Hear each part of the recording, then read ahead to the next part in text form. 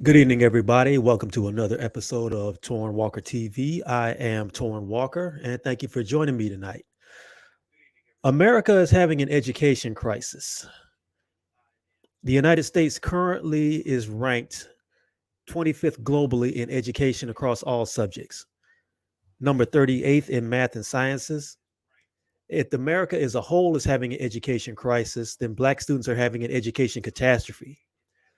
Black students currently make up approximately 12.1% of the US population, I mean, Black Americans, but 23% of those with poor literacy skills. According to a study done in 2020, conducted by the National Center of Education Statistics, among Black students, math scores declined 13 points, while white students had a 6 point drop. Compared with the 35-point gap between Black and white students in 2020, the disparity widened to 42 points. This has sparked a lot of heated discussion on education policy on social media, of course, and in corridors of power where education policy is determined. There's been a lot of teachers and parents expressing their frustration with the current state of affairs. So tonight,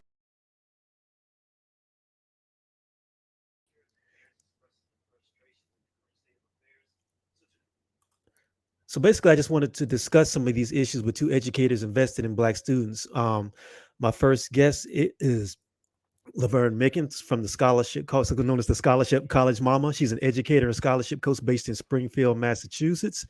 And Dr. Charles Cole, big friend of the show, a scholar whose work is focused on giving students, parents, and teachers the tools to help them navigate the education system.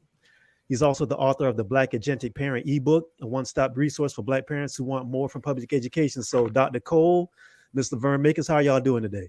Tonight, rather. Awesome. I'm doing great. Thanks for having me. No, my pleasure, my pleasure.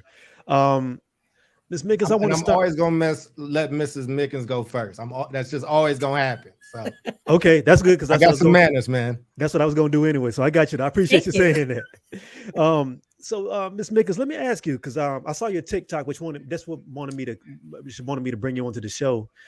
Let me ask you just straight up, how did we get here? Because you gave a very thorough breakdown of how we got here, but I'd love to tell the audience how we got here because it's a long story. So you go right ahead. It really is. In preparation for tonight, I didn't know how far back I should go because I did another video in response to that, taking it back to 93 with Bill Clinton and his Education Reform Act. But then maybe we should take it back to Brown versus Board of Education. We can go back to the source. We could take it back to 1865 and Reconstruction.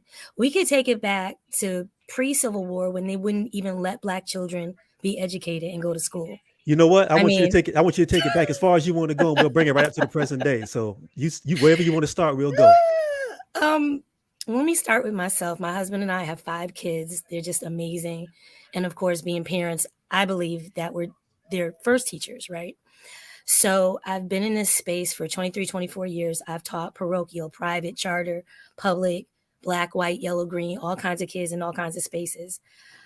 I think that some people don't value education the way others do. That's number one. And number two, the systemic side of it, which was what my video was based on, the policymakers, the curriculum writers, right? The test makers, Pearson in particular. Hey, Pearson, how you doing? They don't have us in mind at all. And it's almost like it's designed for our failure. So me as a teacher, I see lots of things in the classroom, including parents. I believe the video that I stitched was trying to place it all at the feet of the parents. And I didn't think that was fair because in reality, yes, there are some parents that are problematic, but you don't know what you don't know, right? A lot of parents have limited education. A lot of parents, we're talking about the kids being 3 grades behind. A lot of the parents are illiterate, right? A lot of the parents don't have the tools that they need to succeed and to help their children succeed. I sit in meetings with parents, and the first thing I ask is, what value do you place on your education and your child's education? How important do you see it? And a lot of them don't see it as that important, right? But let's put them to the side for a minute. We've got Congress. We've got the Oval Office. We've got state policymakers. We've got district and state boards of education that are just having and putting in place these arcane rules, these testing mandates that make billions of dollars especially off of Black and brown children, because why aren't kids in other districts that don't look like us? They're not failing, or they're not failing at the rate that we are. Why? Because they have access, they have tools, they have money. They can go get prep classes, they can go get tutoring, they can go get the best of the best to make sure that their children don't fall behind and don't get left behind, right? Like No Child Left Behind. So it's just so complex. Every open house, I tell my parents, see the stool over there, it's got 4 legs. That means in this classroom this year, there's 4 people responsible. It's the child that's got to buy into it, the parent who has to support me, my job as a teacher to educate, and then you've got admin, central office, and the community around, arms around the kids in this school. So I don't know. It's complex. It's no one solution because there's no one problem. So I'm working on it. I'm trying to do my part. Gotcha, gotcha. That was some hot fire. We got people already saying it's already good already. We get a little good history lesson. So I definitely wanted to go down the line of everything you mentioned because I want to make that part of the show as well. Um, Dr. Cole, same question, man. How do we get here? How do we end up on this road with no lights and no gravel? Well, I think the sister did a great job. Thank you, Miss Mickens. And if I'm saying your name wrong or anything, let me know. No, please. you're good. You're good, brother. Thank you. I think she did a really good job. I think there's a great book if you ever want to read by Dr. James D. Anderson. It's called Education of Blacks in the South. And basically, it does start with here. There you go. Mm-hmm. It starts with like there the North and the South. These cats did not want Black kids to go to school, and when the North did want Black kids to go to school, they want them to go to school in service eventually of like white folks, right around that piece. But it talked about how freed slaves, freed formerly enslaved people. You got to fix language nowadays. But it talked about like they put, as soon as they got free, they took all the little money they had, all the little change, worked with their church, found a little bit of philanthropy, and they built these one-room schools because they just knew education was just that important. And then Black people are a good reason why there's just free public education and mandatory education in the South. They saw how this was impacting communities and things like that. And then the North and the South, especially the South, demanded to basically take over those spaces and to have it. So you could talk about that. I think Brown versus Board, there's not a lot of understanding about the amalgamation of all the different cases that went into Brown v. Board. It wasn't just one. There were multiple cases that all got rolled up and when this got tried, and it has some unintended consequences. One of the biggest ones being that it decimated the Black teaching force, and the Black teaching force has never, ever recovered. And I know the sister was mentioning that, and I watched her TikTok, and I thank you for it, because I think, when you do this type of work, and like she said, which is really important, I see people blaming COVID. I see people saying that this didn't get bad into the 90s or into the 80s. It has kind of always been bad. Like it never fully recovered after Brown versus Board. And now we don't have a lot of Black people that's teaching Black kids. And I did a whole bunch of research on that. So I would start there and I would just say, if you look at this, and we're going to have a good conversation, but let's look at it like a pie.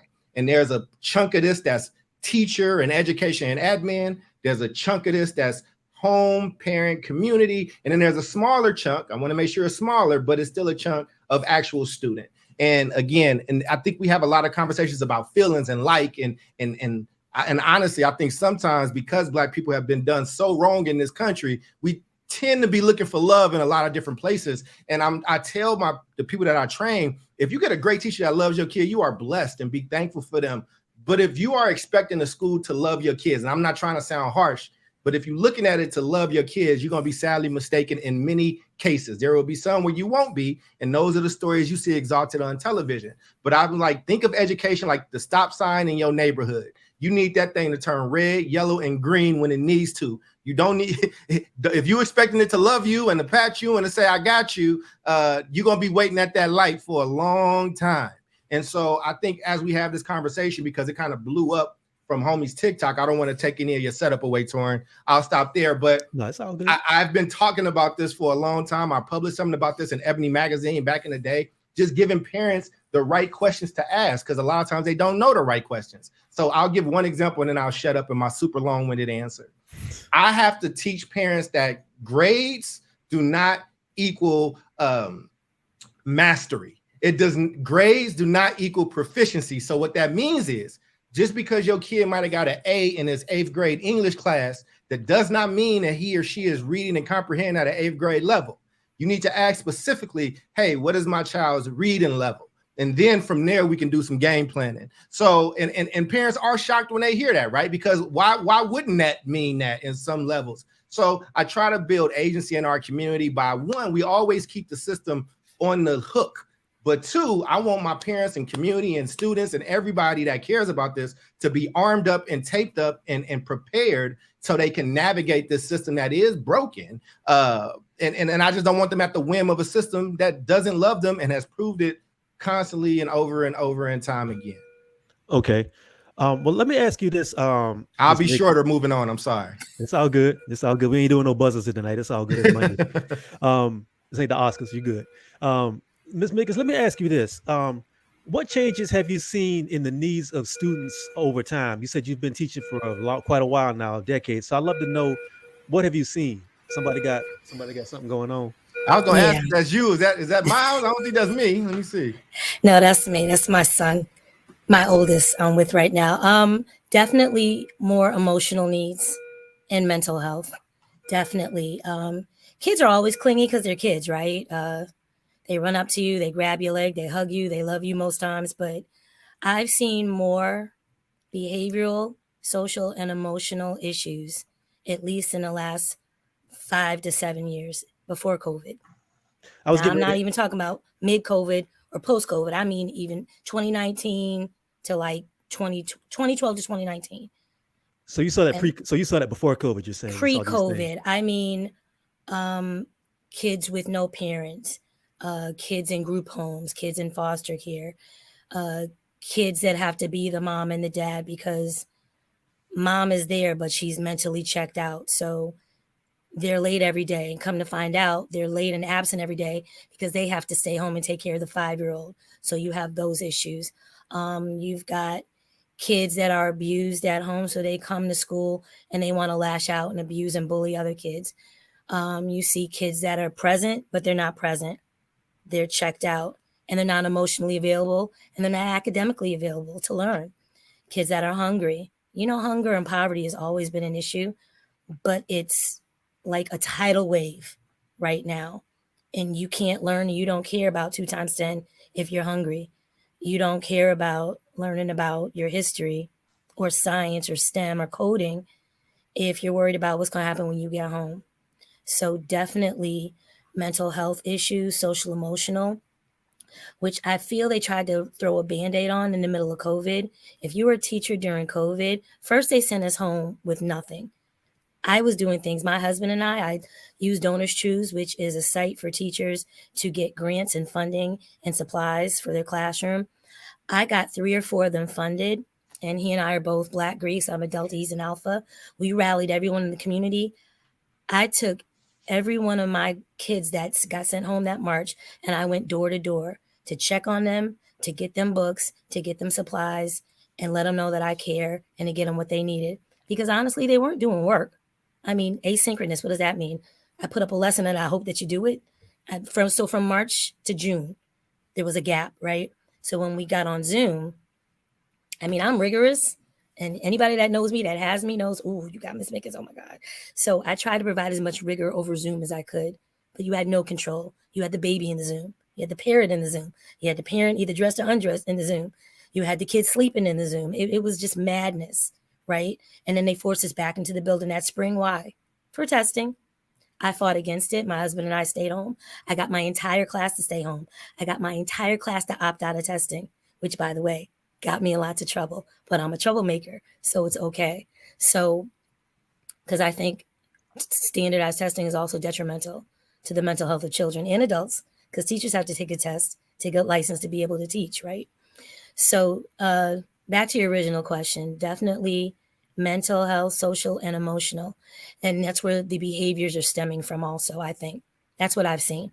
And that goes for private, public, charter, Black, white, everybody suffering from the same things. Yeah, the reason I wanted to ask you that question is because, and I'm going to get to that TikTok in a little bit, but I think from the outside looking in, there seems to be this attitude, well, if the kids aren't performing or underperforming, then it's the kid's fault. But nobody's looking at the factors that are around that are bringing that kid to your classroom that people aren't paying attention to, whether like the things you laid out, whether it's economic or whether it's social or psychological. There's just the fact that this kid just isn't learning. Something's wrong with that kid. He's dumb. So we just got to figure it out the best way we can. And I want to throw this Exactly. over to, yeah, and I want to throw this to Charles real quick, because I know me and you have talked about this offline, you know, and the things we've done together. Um, do you think that that's part of the issue, that some of the reason some kids are having struggles is the fact that a lot of people are coming to teaching either through frustration or they're not really being empathetic with some of the things these kids are dealing with? We're not saying they need to be hugged, but we just seem like there's like some cultural understanding that's just like collapsing here. I think there's a lot of things. I think to be a good teacher means a lot of things. I think it's being able to adapt to certain things. I was a social worker for 5 years. That's how I started my career. I don't think teachers are social workers, and I don't think they need to be. I actually think when you step too far out of your lane, I think it could be detrimental because that's not what you was necessarily trained in. But even in my book and my research, I think that when you interviewed me before, we talked about, like, I coined the Black Achievement Trauma Tax. I actually do think, just some background for the people that's listening. I went to double-digit number elementary schools. Both my parents was dope fiends until they wasn't. I lived in 4 shelters, so I went to school in the Chicago area, in the Paducah, Kentucky area when I lived with my grandmother, and back and forth between there and the Chicago suburbs. Then when she in the black suburbs, Maywood, it doesn't. I don't know if you should call it a suburb technically, but and then when she passed away, we moved to Oakland, and I went to school in the Bay Area, and then Oakland, I went to the same elementary school that Huey Newton went to. Right, like there was a big chasm and a big gap in the quality that was happening there. And I do think, even though I was poor, the good teachers that I had didn't care about that, right? And they actually prepared me harder. They prepared me better because they knew that I would have different obstacles that I needed to achieve. And I had more really bad teachers than I had good ones, if I'm being completely honest. But the ones that were really, really dope were like, check this out, man. Like, I have high expectations of you. You can do this. Not only can you do this, I expect you to do this. And one of them was like, yo, I know what your parents is going through, but you're gonna get this. I expect you to show up and act accordingly and in a certain way. So I think that there are some schools that just don't give a damn about black kids. Every black kid that I know has heard the term, I got mine, you better get yours. I don't think that really helps to the psyche of building up a young person. I've also been in classes as a student where there was like 2 or 3 kids that were disrupting the entire classroom, and everybody else was trying to learn. And it was such a toxic environment that you couldn't learn. But because the school was trying to not, discipline kids or send kids out, or they didn't have another plan, it just was a whole classroom sabotage. Like, you have to have a plan for everything. You have to scaffold things, and that's not an easy thing. I've supported teachers. I have trained teachers. I worked in a district under a superintendent. And every time we got a dope black teacher that had a dope classroom aesthetic, especially in elementary school, every time a black kid acted up, what they do, send them to Mr. Such and Such, send them to Miss Such and Such. So then when that class's numbers get so low, or his performance is so bad, he's getting fired before his 2 years and a day. Like, so we have a teacher shortage, but we say we want black teachers, but we putting them in situations where they can't thrive and they can't get better. And then we're firing them and making them a no hire throughout the district. And then we say we don't have black teachers. And then we get upset if that black teacher goes to a charter school or a private school. So, I mean, there's a lot of issues if we really gonna start to peel it back. But I do think that there are a lot of people that don't like your kids. I think that there are a lot of people that don't like teaching. I think that there are a lot of people that have fallen into the education profession, not necessarily chosen it as a vocation. And I think that that's different. I think it's very different. If you want to be a surgeon, I've been on a hospital board for 5 years. It's some very direct things you got to do to be there, and some things you got to put up with or whatnot. But I have seen people that didn't necessarily want to be in the education field. They feel, the pay is not where it needs to be. So not only do you not want to be here, I don't want to necessarily hold you accountable. And it's like, what does accountability look like when people need resources? But again, in your school, Miss Mickens, the teachers that want you to come and view their class and be rigorous and give me feedback. And the other ones that utilize and abuse the rules. Like in some public schools, they don't even allow the principal to view that class in the first 6 or 7 weeks. I've seen that happen, right? So, I mean, it's very complicated. I'm trying to add some nuance to it, Torraine, so I don't come off on like it's a complicated issue, and I think we adults, and I think we got to bring back the complicated, nuanced conversation if we really love our people, because the schools don't love them, but they're individual. The school is a building, it's a system, but it's made up of people, and I do think there are people in there that do love that do love those kids, and we owe it to have a really real conversation. That's amazing. If I could just real quick piggyback off of what you just said, that's good stuff. I'm in Massachusetts. I'm in Springfield, Massachusetts, and I teach at a building that's named after the first Black principal here in my city in the Commonwealth, Massachusetts. That Black woman, Rebecca Mae Johnson, was amazing. And in that building of almost 700 Black and brown students and a staff of almost 70 to 80 people, I can count on two hands the number of Black teachers in that building. Wow. I'm not talking about support staff. I'm not talking about other staff, our janitorial technicians, our custodians, our wonderful kitchen workers, our lovely secretaries, our office staff. I'm talking about teachers, licensed teachers, certified teachers in a building in my city named after the first Black principal. That's beautiful. With majority, mind you. Now, we're not the majority, but there's a lot of us there. On two hands, I can count less than 10 Black teachers in classrooms. Why is that? Yeah. Let me ask you. Go ahead. Yeah. No, I didn't want to ask you that. I want you to keep cooking, but my question I wanted to get into is, what does that do when you have kids who look like you, who are already behind the 8 ball, so to speak, and they're trying to find somebody to relate to, and they only have two people to deal with, and they have to roll the dice whether that one cares about them or not? Is that for me? Yes. Yeah. Most kids in my building don't see a Black teacher till they see me. Let's start there. I teach 4th grade. So let me back it up a little bit. I'm an arts educator. I'm a dancer. I went to Virginia State for education and dance. So I started in the building as the dance teacher and reading specialist. So I saw the whole building. I knew every name. I knew every face. They knew me. I was strict, but I had fun, right?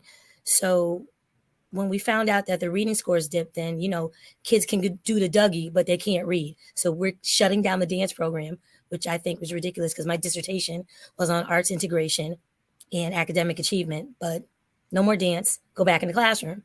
So I went back in the classroom and there were no Black teachers before 4th grade. And when they got to me, I'm the only one on my team. And then 5th grade, there's a few more, right? I'm K-5.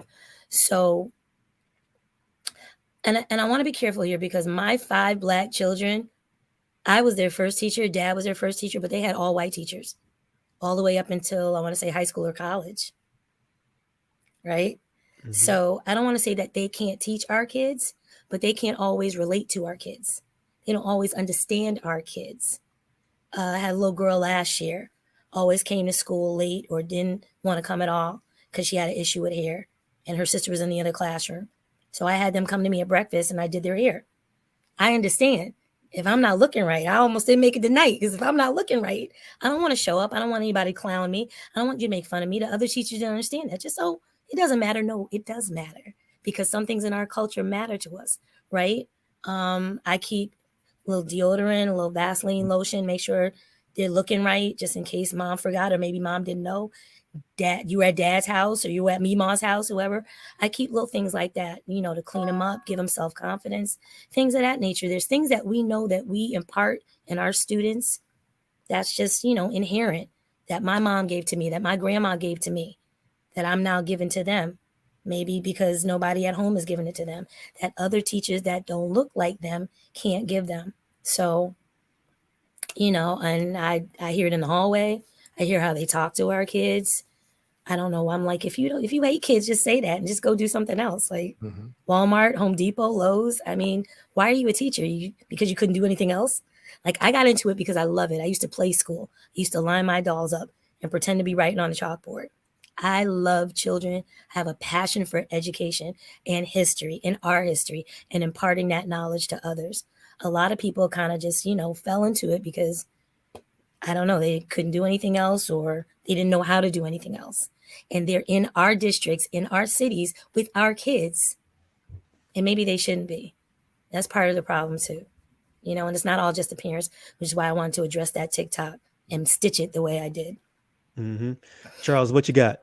I see Well, you. I I'll can just look at your tag face. on. I think, I mean, and my really good friend Sharif El Mekki, y'all should look him up. Look them up. They run the Center for Black Educators. His whole thing is getting more Black teachers. He's great at it. Did a show with him for a long time. Really wise brother. And I would always, and we would have these debates on our show or talk. It's like they don't just need just any Black teacher. They need good Black teachers. I have had a lot of Black teachers. All of them were not good. Just because you Black don't make you good, but it does. But when you can get the beautiful mix of a great teacher and a great Black teacher, I think it is life-changing. I will be very honest. Some of my best teachers have been Black and some of them have not been Black. And some of my worst teachers have been Black and some of them have not been Black, right? So I think that there is, I think that's important to say because there's still a discipline and a rigor that comes with this, and you have to treat it like a vocation. I think a lot of people are treating education as a job. And here's the thing, right? Society you do not get paid a lot to be a teacher. So on the other hand, society lets you like kind of go off about it. They let you kind of complain about it, get your stuff off, and they'll support you and say you need more because you don't get paid what you need to, right? Brain surgeons don't get to go do that, right? Like if let a brain surgeon pop up on Twitter with a crazy like, you know, TikTok video or Twitter video, it's gonna be like, bro, you make way too much to be complaining about whatever, right? But here's the thing: I think that this sister is really saying some really dope stuff, and I've been put in places where because I've told parents that they need to learn how to hold their school and teachers accountable, people thought that I was anti-teacher. I'm like, how can I be? That's not even possible. I'm not anti-teacher at all. I'm just saying there needs to be a rigor there, like, and so that's why I try to, you know, build up my parents and they're in the community just so they got the tools to be able to ask the right question. Because a good teacher don't get intimidated when you say, Ms. Mickens, what's the goal at the end of this section? What's the goal? Where should my kid be at the end of the semester? Like, well, hey, here's my number. You can always contact me. I'm gonna make sure they fed and ready to go. And here are the things that they like. Here's what they good at. And if you need me, you can reach out. I think a good teacher gets excited when somebody is asking them and going to check on that work and to be like, all right, hey, what can I do on my end? I'm busy. I don't have the greatest education, but how can I help? And that teacher will tell you, you know, if your kid is 3 grade levels behind, they might say, well, here, if they read on the 3rd grade level, but we need to get to 6, go get these 3 books in 3rd grade, these few for 4th grade, whatever, right? Like there's a lot of different ways. So I think that, you know, there are a lot of people though that are using your kids for clicks right now. There are a lot of people that's using, you know, like poverty and things like that to like get attention on social media, because that's the recourse. That's the thing that makes a lot of people feel better. And I'm not gonna damn anybody. It kind of is what it is. I don't even want to comment on that. But what I'm telling parents, you are sending your most precious asset to these places. You and your child got to live with the consequences. I can love Miss Mickens all day, but Miss Mickens gonna get a new class next year and have to do new things. You are the only one that has to deal with these things. So when I say you're the quarterback of your kids' education, that don't mean you got to be the smartest. That don't mean you got to know everything. What it means is that you understand what's at play. You set goals. You know how to maneuver the people around you. You know how to ask the right questions, and you know how to get in somebody if you need to. And you know how to be supportive of that teacher when they're doing a good job. So, I mean, I think that's like, I don't want parents to leave here feeling powerless. So that's why I wrote a book to make them feel empowered. And let me just be last thing, whether you got a 3rd grade education or a PhD. I have a friend who ran the Oakland Public Schools education fund, and his wife is a teacher. He's a tall Black dude, soft as a giant, super sweet guy. And his son, guess what, is really tall and a dark-skinned Black boy, and they struggling. So if they struggling with all they access, with all they knowledge, with all their education and all those things, you got to expect that is going to come. And I just want you prepared for that when it comes. So I don't want to have conversations about love and this, and it should feel like this. No, results. What's the goals? How do we do this? How do I support you? And just by going in that way, I promise you, from the good teachers, you're going to get a different response. And if your teacher don't know what the goals are, if your teacher not talking like that, if they getting upset that you asking those pointed questions, then your next meeting needs to be with the principal. That's good. Right. Sorry, Torraine. Damn, That's all good. That's why I got you on the show, because I know this is your field, man. This is your field. I let people know what they do and cook, man. I don't, you know, if I sit back and let people cook. I got a question for both of y'all. I'm gonna throw this over to Miss Laverne. I'm calling you Miss Laverne now because I feel like I'm in class, so I'm gonna go with that. I know. What do your students call you? What do they call you? We'll call you that. Oh my goodness. Well, I know Mickens sounds like chicken, and I love chicken and mac and cheese. So, Mrs. Mickens, my clients call me Miss Laverne, but my students, Mrs. Mickens, especially I'm gonna call you Mrs. Mickens, and I Mrs. Yes, because apologize I'm to your married. husband. My bad for not saying All Mrs. right. I said Miss. I got you. Go ahead, Thank Okay. you. Tori. I really No, it's appreciate all that. good. Thank It's you all so good. much. No, it's all good. We all chilling out here. It's all good. It's important, but it's real. So that's good. Well, let me ask you, because this is something I want, because you talked about this earlier, Laverne. You talked about trying to deal with parents who are dealing with their own issues. And there's a thing that I call generational educational curses, where you have like generations of parents who are not able to possibly matriculate through the education system in the right way, and they don't really have the tools and they don't have the language to really understand what they want for themselves or for their children. So when they come to classrooms and they have issues with the way their kids are performing or underperforming, they don't even know how to articulate that sort of thing, and sometimes it comes across as hostility because they don't have any other avenues to be able to express themselves. So I'd love for you to speak on that a little bit, because I think that happens a lot when you see teachers who are frustrated, when you hear parents who are frustrated. It seems like there's like a verbal disconnect when we're trying to get to the place where we want our kid to succeed, but we don't know how to do that. So I'd love for you to speak on that. Kids and parents don't care how much you know, they want to know how much you care. And a lot of times, parents are intimidated going into these buildings with these people with these degrees and their outfits and their tone and their demeanor. And, they're intimidated. They don't know what to ask or how to ask. Some of them don't even want to be bothered asking. So the first thing I do, especially parents of students who don't really know me, I let them know that I'm your partner. I'm here to help and assist and guide in what you've already done for the past 10 years, right? Because I'm just meeting you. I'm meeting your 9-year-old and 10-year-old for the first time. So I'm here to impart wisdom. Fourth grade is rigorous. It's a huge leap and a jump from third to fourth. So I want you to know I'm going to be lots of fun and I'm going to give them lots of love, but I'm going to hit them over the head with their times tables and long division. I'm going to hit them over the head with the rigor, with, ELA and reading and the mathematics and the history. But I love you. But whatever I expect at home of my 5, I'm going to expect the same in this classroom. That's my home away from home.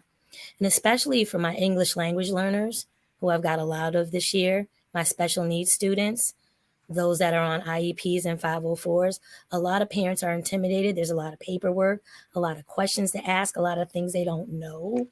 And a lot of times kids are not getting the services they need. They're not getting the accommodations they need. They're not getting the help they need. So when we talk about students being several grade levels behind, did they show up out the gate like that? Like, what happened? I love data. And whenever I get a kid, I can go back 3-4 years and I see the teacher they had. I already know. I'm like, oh, you had Miss So-and-so? I see a pattern. And I march right down to the principal's office and I'm like, look, you make more than me. You're supposed to know this already, but I'm tracking the data. Every year, I get kids that are either on point, above level, or there's that huge group that's below level. And I can track it to the teacher. And I can see that there's a disconnect somewhere. I don't know if it's at home. I don't know if it's with her. But by the time they get to me, now I have to play catch up. I've got to sign them up for intervention and tutoring. And I've got to work 100 times harder to get them ready for 5th grade. So I let parents know that I'm a partner. I'm not their enemy. Let the kids know I'm your teacher. I'm not your friend. I'm not your age. 9 times 5 plus 5. I make them do a little math problem, figure out my age. But I love this. And I have, my classroom is like my home away from home. I've got plants. I got pictures of my family, lights. I set the mood. I set the tone at the beginning of the year so they know what's expected. And we make a class contract and I let all the parents know. This is what I expect from your child, but here's what I expect from you. So now tell me what you expect from me so we can get it in and get it done. Mm-hmm. Period. Mm-hmm. Charles, what you got on that? Because I know I know that's very much of a disconnect. Sometimes we talk about, and me and you have talked about that. And in the interest of disclosure to the audience, me and Charles have worked together before, so I understand what he's about. But I know that one of your passions is trying to give parents tools to be able to go into that institution, to be able to get what they need from that institution as best they can. So I'd love to get your thoughts on this. You know what I mean? Yeah, man. I think the sister hit it on the head.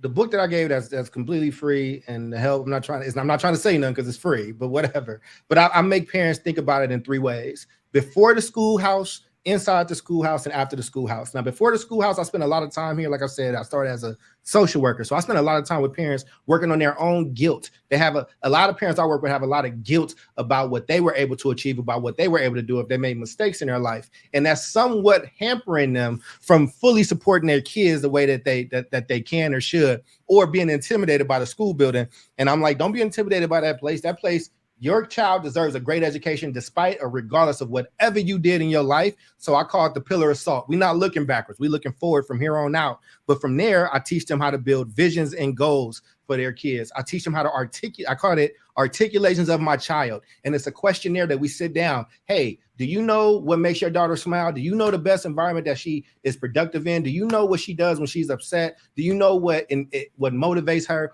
And a lot of times parents are like, oh, snap, I don't know that. And then we simulate a piece where they go and they talk with their child and they actually learn these things. And then from there, we build, I built them a resource guide where they can, it automatically builds out their teacher introductory letter and their principal introductory letter. So it's like, hi, Mrs. So-and-so, my name is such and such. This is my kid. My kid is good at these things. They like these things. It's an energetic kid, blah, blah, blah. Here's some stuff you should know.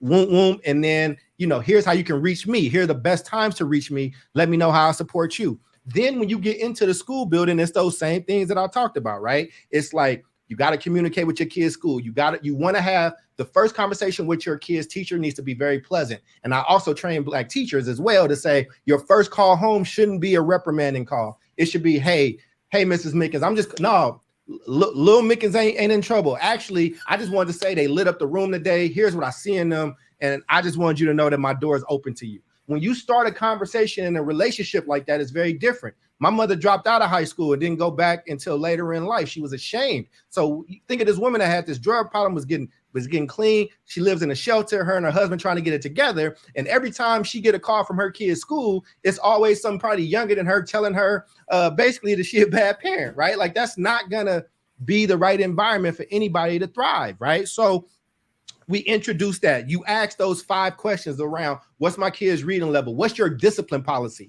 Especially if you got Black boys and Black girls. You have to understand there's some data out there. There's a lot of data that shows that these kids get punished way harder. The same way that in hospitals, they think Black people can tolerate more pain. It's all the same bubble of racism. I'm not saying that you're racist. I'm just saying that it's the same bubble of racism that you want to try to solve for. And then we have a comms tracker. So you should know who your kids' teachers are. We got a place in there to fill that out for elementary, and then for middle and high school. You should have it on your refrigerator, 1st through 7th or 8th period, how many they got, name, best way to communicate, notes that I need to know. And we make our parents reach out at least twice a semester to every single teacher that their kid has, just so that teacher knows that they're going to be calling. But then afterwards, when you leave there, you've seen the Supreme Court. You're not going to get real Black history. You're not going to learn who you are. They're not going to, no empire. Let me just tell you a secret to the world, okay? It's not just for Black people, but anywhere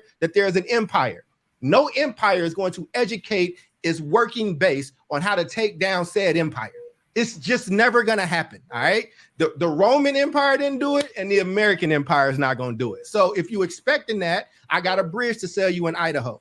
And I think after that, it's like, anybody that has that there's so much money in Black pain and Black poverty. So like the more they're making a lot of money off your kids. So all the nonprofits in your area, the boys club, the churches, the people, like if they are supposed to do something with young people and you're not getting the results that you need from there, you need to hold them just as accountable, because guess what? They're getting the same tax breaks. They're getting really big tax breaks. I know this. So, and then we got to remember our invisible institutions. I write a lot about invisible institutions. That was during slavery times, the way that preachers and pastors would put messages and codes in the sermon because there was a white overseer there, but they would do things, whether it was, the message could be as simple as we going to dance and have a party tonight, or we running next Saturday. But the church house, I'm not telling you got to be religious. I'm not picking you a religion, but for so long, that church or that Black religious base has been a safe harbor and space where the state and people can come together and be like, all right, this is what our people need. This is what where the civil rights movement and all that started.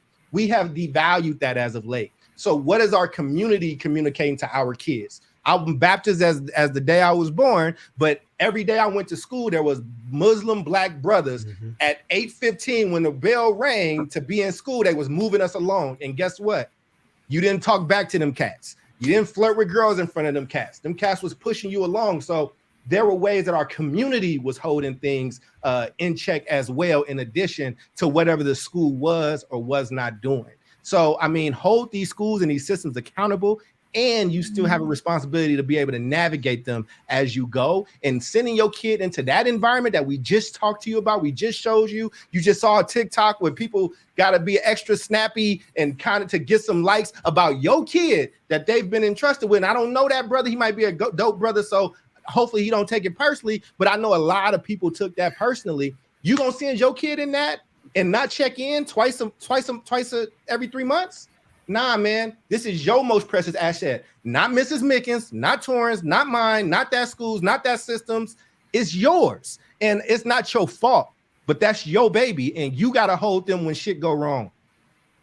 He better hope he don't lose his job. He better hope they don't create a social media policy just for him, drag him down to central office just to fire him. Trust me, I've been there too. You know what? This is y'all are doing a lot of work for me that I don't even have to do. This is actually the segue I was getting ready to get into, because I pushed that, I put that up online when that got sent to me, and I was thinking to myself when I saw that video, my first concern is, what is that going to do to the psyche of the kids who are going to see that video? Because everybody's kids are on TikTok. They're going to see it eventually. They're going to see that at some point. And what is that going to say to kids who may be struggling? I don't know that brother's classroom. I don't know how he runs it. I don't know the status of the kids in there. But I'm just saying, everybody's kids and their grandmama is on TikTok. So what is that going to do when they come across their teacher talking like that? And on that note, I'm going to get into why I had this space to begin in the first place. I'm going to run both TikTok videos so the public can see what I'm talking about. I'm going to run the first teachers that started this, and then I'm going to run to the video that made me reach out to Miss Laverne and say, you need to be on my show as soon as I can. Then I'll let the public decide. So we're going to go ahead and start, and then we'll get into the rest of the show.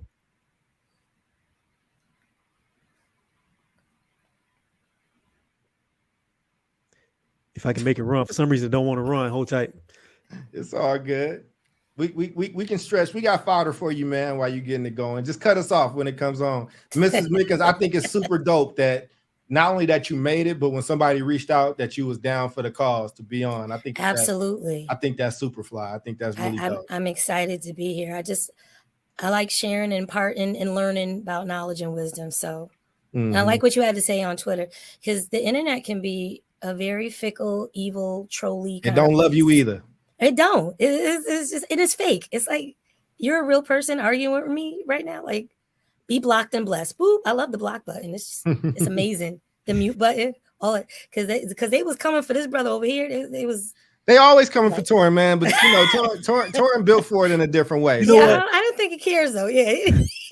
And Torraine, if you need, I can pull it up and I can share it if you need me to, man. If that's helpful for you. I think it's coming. I just said for some reason. No worries. Well, I got the link ready to go if you need me to go in and present. Gotcha. But I will just. Oh, go ahead. No, but look. I don't know how long you've been following what I do, Miss Mickens. I'm gonna call you Miss Mickens just out of respect. I'm sorry if you're gonna deal with it. I'm from the South. That's how we do it. Okay. My thing is this. For me, I do a lot of stuff. I do a lot of stuff kind of snark. I've kind of got a snide, sarcastic way of going about things sometimes. Yeah. I don't try to do that. But everything I do is for the love of my people. It's like if I see things that are dangerous and if I see narratives that are dangerous, I push back against them. And people call me everything out of my name and all that stuff. It doesn't really bother me that much. Just look, I'm not hard to find. I'm in Atlanta right now. If you want to see me, I ain't hard to get. But I'm just saying, I'm not trying to talk. I'm not trying to talk grease. I'm just saying, like, people, social media. How can I say this? You know how Mike Tyson has that theory, and everybody got a plan until they get hit in the mouth. Mm-hmm. People on social media like to do this because they're 2,000 miles away, right? And it gives them an outlet. So I know that's what it is. Right. So what I'd like to do just for my own entertainment, I just make people look foolish, and then they either block me or go away. So it don't bother me that much. Amen. But go ahead, sister. What were you saying? I was on the board of the UCSF Benioff hospitals. We oversaw about $4 billion in hotel stuff, right, in the Bay Area. And one of the guys on the board was one of the people that helped build the financial structure for Facebook.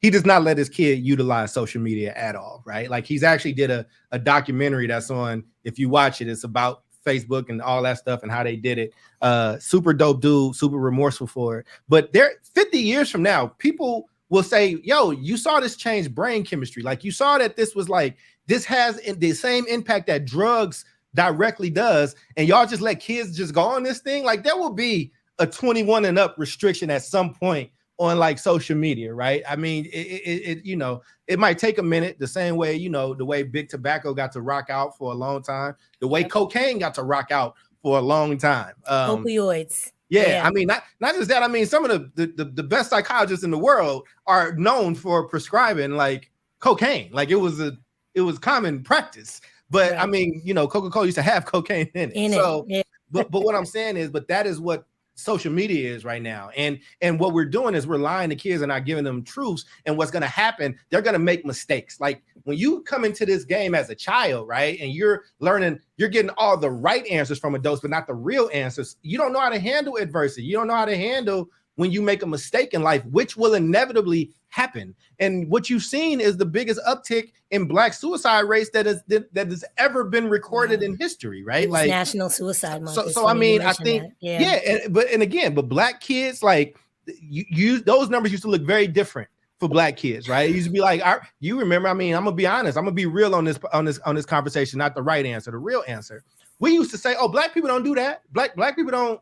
They're not gonna go, you know, take their own life. And what you have seen this stuff because I think social media is leading to a lot of just emotional instability, and it's really, you know, I think it's deforming the way that we take in information. And so I just you know, protect your kids, man, protect your people. But on this education thing, yo, like, I mean, and you can bring us all back on there, but because I want to see you all's face. But I think in that conversation again, I don't think this person, I'm not going to call this person a bad person because I don't know them. I don't know what was happening that day. And sometimes this thing is your biggest outlet. But I do know the spicier to take, the more looks you're going to get, the opportunities people think is going to turn into something. I would tell to the professionals that are out there, if you do this and you are a professional, you cannot go on and do that and then expect nothing to happen. Like there just has to be a way that you go about it, and somebody might want to hold you accountable. If Torraine was a parent of one of them kids in there, he might be like, yeah, my kid is not coming back to your class to be fodder for your social media career, bro. It's just not gonna happen. Yeah, hey, Charles, you said you got the video. I got you, man. You might have to let me present, but you know, you keep talking, I'll get it going. Okay, for some reason, I don't know, maybe it's the spirit or something. Let me put this dude on up here. I don't know what's going on. Well, did it come up for you, brother? I can just pull it up. Yeah, I got it. Yeah, I see it. I'm gonna go ahead. Tell me when to play it. Okay, I'm gonna go ahead and run it. No, y'all, can we talk about it? Can we please talk about it? Let's take a moment to discuss. Let's take a moment to debrief. Let's take a moment to unpack. So I'm not really understanding why they're not telling y'all. Like, we all know that the world is behind, like, you know, globally, like, you know, because of the pandemic and stuff. But I don't understand why they're not stressing to y'all how bad it is. Like, I'm not even trying to be funny, but these kids are, I'm going to just say this. I teach 7th grade. They are still performing on the 4th grade level. I don't care how you flip it, turn it, swing it, swindle it. They still performing on the 4th grade level. Ain't nobody talking about how they just keep moving, passing them on. They just keep passing them on. I can put as many zeros in this grade book as I want to. They're going to move that child to the 8th grade next year. Ain't nobody talking about that. Why they not talking about that? Why they not telling y'all that y'all... And why don't y'all know that y'all kids not performing on their grade level? Why y'all don't know this? Why y'all don't know? Talk about it. Let's unpack. Because y'all be quick to talk about, oh, the teacher this, the teacher this, the teacher. It's your job, it's your job. I just got here 30 days ago. She was performing on the 4th grade level since 4th grade. Why we not talk? Well, let's talk about it. You the teacher. You supposed to be, again, she's been on the 4th grade level since the 4th grade. We in 7th grade now. So you let this child go 3 years and you never knew that your child was still in the 4th grade, ain't never left the... Hang it up, flat screen. And 4th graders being nice. I still have kids performing on grade K, 1, 2, and 3rd grade levels. I could probably count on one hand how many kids are actually performing on their grade level. So just imagine, you don't know that your child been on the 2nd grade level since the 2nd grade, and they now in the 7th or 8th grade. Are you joking right now? And these are future leaders, our future doctors, our future nurses, our future... Please. Yeah, you see what I mean? Now, Can I say something? you can say whatever you want. You better say it before You I know say it. what? And I Now I get watched the other it. ones queued up for you too. Go ahead. I All right. watched it a million times. My twins, who by the way are 24, Mom, look, you gotta watch it, y'all. I know you got something to say, Mom. And I'm like, okay. I had to watch it a couple times, but just watching it again, and I don't know that brother, but he is the TikTok teacher generation, right? Mhm. Teaching a year, 2 years, connects with the kids in a certain way. Like if you watch his page, he roasts his kids daily. He teaches middle school, and I don't want to say middle schoolers are the devil, but I will Middle school is not teach. different. No, There are middle some school is grades. different. There are some grades I will quit Middle if they school is put me different. in middle school or kindergarten. I am not fighting with 5-year-olds, and I'm not fighting with teenagers. High school, I'll catch a case. That's why I teach 4th grade, right? But he missed a great opportunity there. Number one, where he's wrong at, if he's got 7th graders on a 4th grade level, those kids were not at 4th grade level in 4th Right. grade. Because if they were at 4th grade level in 4th grade, they're on level, they'd be at 7th grade level. That's number one. Number two, what makes you think the parents don't know? What makes you think the parents haven't been struggling and striving and fighting and trying to get tiered intervention and trying to get academic intervention and help for their child? What makes you think that? And number three, when you kept saying, pass them along, pass them along, pass them along, that's when you could have blamed the system. That's when you could have blamed admin, because I have fought like hell trying to get kids retained, and they left it up, number one, to downtown, and number two, to the parent. So it doesn't matter what I say. He missed a real opportunity, but you know what? You don't know what you don't know, and he doesn't know. He must not know, because he just went on and on and on, took a left, drove off the cliff, and decided to blame everybody except who really need to be blamed. So And that's I my saw point. that with fresh eyes. I think. I again. mean, I Yeah, feel like and he see, is that's blaming the that's my system on point. that. The And that's passing my on point with though. that, Go though, ahead. because and here's my point with that. My thing is, regardless you've been there 30 days or 30 years, if you're a teacher, I'm not a teacher, but it would seem to me that the psychological well-being and the success of your kids should be paramount. And I understand that kids may move a little bit different and everything is public now and they all put everything on blast, but I still feel like you have a responsibility as the adult in the room, or supposed to be the adult in the room, at least chronologically, to understand that what you do and what you say is going to affect these kids' It lives, whether they know matters. it, whether they know it Yeah. or not. I'm just saying, and I'm not saying you don't have a right to vent your frustration. I absolutely get that. And I understand that that's a hard as hell job trying to shape young minds when Mhm. you got everything against you. But that should have been a conversation you should have had with your friends at the bar, or you should have had at in that classroom with the parents of those kids. You know what I mean? That's Everything awesome. everything. Look, my grandmama told me what come out your mouth sometimes to get your body in trouble. So I mean, it's okay to not have every thought go out into the wider world. It's okay. I promise. It's okay to be like, damn, they're getting on my nerves in the privacy of your own house. Even couples know that. Even two people who live in the same house know that, damn, she's getting on my nerves, but don't want to go in another room and say that. That's just common sense. But anyway, go ahead. No, I mean, like I said, I think we're talking about two different things. I think one is a worker development and what that should be and what that looks like. And I think the other thing is dealing in a reality. And so I think that, I'll look at this two ways. I think there's a commentary to be made on how he handled that and ways that could have been handled better. And this is a different generation. I hope he doesn't lose. Well, I don't know how good he teaches or not, right? But if he is good, I do hope somebody grabs him, takes him under their wing, and it's something that you just learn from and you keep going. And maybe, because I actually would appreciate if he would have did that with parents. If you brought them parents in, it's like, look, man, and be just as spicy as you want to be with it, right? Like, because if that's the truth, then that's the truth. I will say this. I appreciate what the sister said. I'm not fully pushing back on you, missus, I promise you. But I will say, That's okay. Go ahead. As somebody who I've gotten hundreds of Black kids in and through college as a social worker. I've done it as a youth worker, and then I did it in a district, and now I do it in practice, right? So I've talked to thousands and thousands of parents. I will say the vast majority did not know what grade level their kid was reading on. They did not know what grade level proficiency their math was on, because those are not words you use at home. You're not at home talking about, was you proficient today? You at home, what's your grade? Did you get an A? Did your name get on the board? Did you get in trouble? Did these white folks call my house? Like, that is the thing, right? So I just want to just say, so on that, so Torraine, and I feel you about that piece. And again, I don't think it makes us look good. I don't like that we put ourselves on this theater at for other people's like entertainment. And I think there's a lot of white folks that soak that stuff up and use that into their psyche. And I think that that's harmful in a lot of different ways. But what I would tell a parent after we had that reprimand, what I would tell a parent that was asking me about it, I would say, yo, well, let's go look at it. Let's get past how we feel about dude, and let's refocus on what the nucleus of this is, what the most important thing in this is, and is your kid.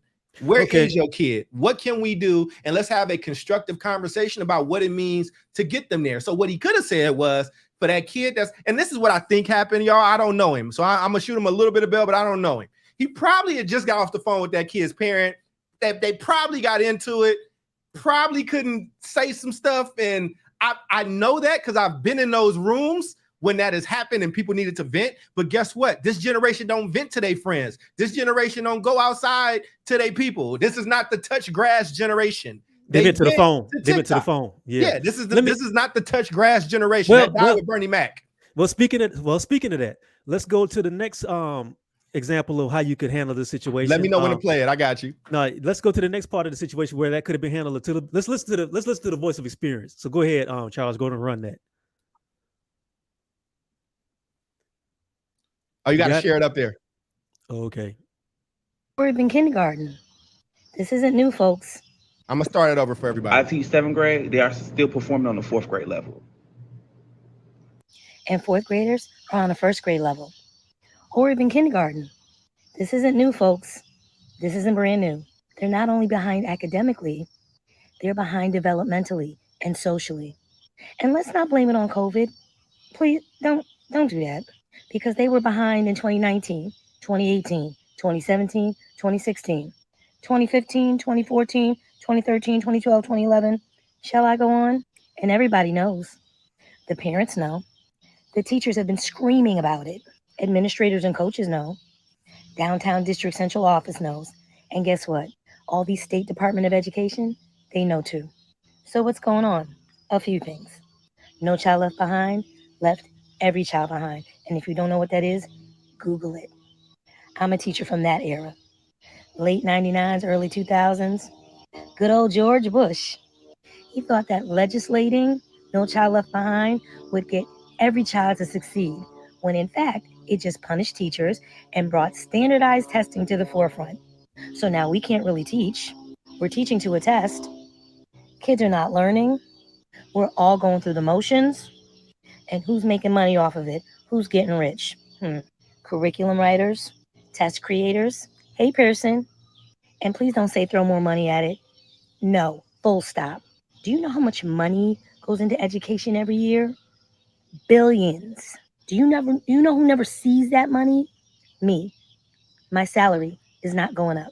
Classrooms are funded on Amazon and Donors Choose. Somebody is stuffing their pockets with that money because it's not coming to us. It's not coming to me. Where's the money going?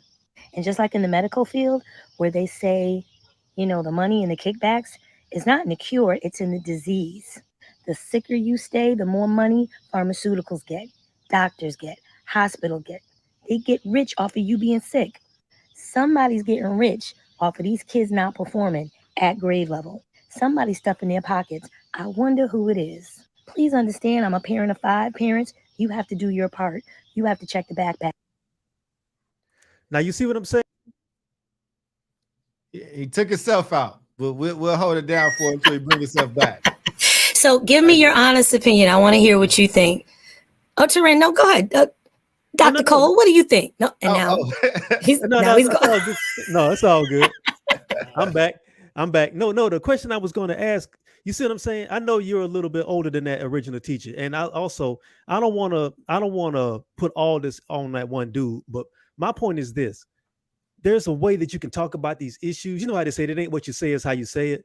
There's a way you can talk about these issues and give people a full spectrum of why things are the way they are. And that's why I wanted to have you on, because you were able to provide that full spectrum. And I think sometimes even teachers don't understand, especially newer teachers don't understand that they're working in a system that was set up for them decades in advance, and they don't really do a lot of investigation of that. So I think that's what we have to get to as well, that nothing happens in a vacuum. All of these things happen for a reason, and nobody's really exploring that. You're the first teacher I saw that really kind of like got into the nuts and bolts of why things are the way they are. So that's why I wanted to have you want to have that, just give that kind of narrative, because you can't have both. That's all.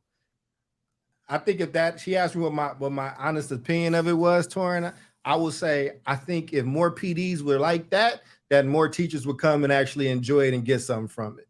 That's professional development for people that's not in the education world. And if you don't know, in all types of schools, traditional, charter, and private, most teachers tend to hate their PDs. So they just don't feel like they're very helpful. But I would just say, you know, we was talking about these things around No Child Left Behind or whatnot. I mean, there was a spike. Things got a little bit better, but and some reports say it was insignificant. But you, like you said, just for history out there, everybody needs to understand and know what the Elementary and Secondary Education Act is. That was 1965 by Lyndon B. Johnson. Every president or every cohort, for the most part, has the authority to make some type of education policy with the one purse string that they have, which is federal. Oh, hold up. Where did Dr. Cole go? Where'd he go? Uh-oh. What I was going to say, Torraine, is that, is he back? Let me send him. I don't know. Something happened. I don't know. It might be the powers that be, because normally I don't, nothing like this happens on my show. Too much truth being told on these airways, right? But life is what poured out of me when I started to make that video, because I've had fights with the Department of Education. I've had fights with downtown Central District office. I've had battles about standardized testing and textbooks and curriculum and the Pearson Company. I've had these lifelong battles. So my experience is what I poured into that video. Go, Dr. Cole is back. Go ahead, Dr. Cole. No, it's all good. It's okay. I don't want to interrupt you, sister. Yeah, go ahead, sister. Keep going, and then we'll bring Dr. Cole in to finish out. So basically, I wasn't mad. I wasn't upset. I just thought there was, you know how there's gaps in people's learning?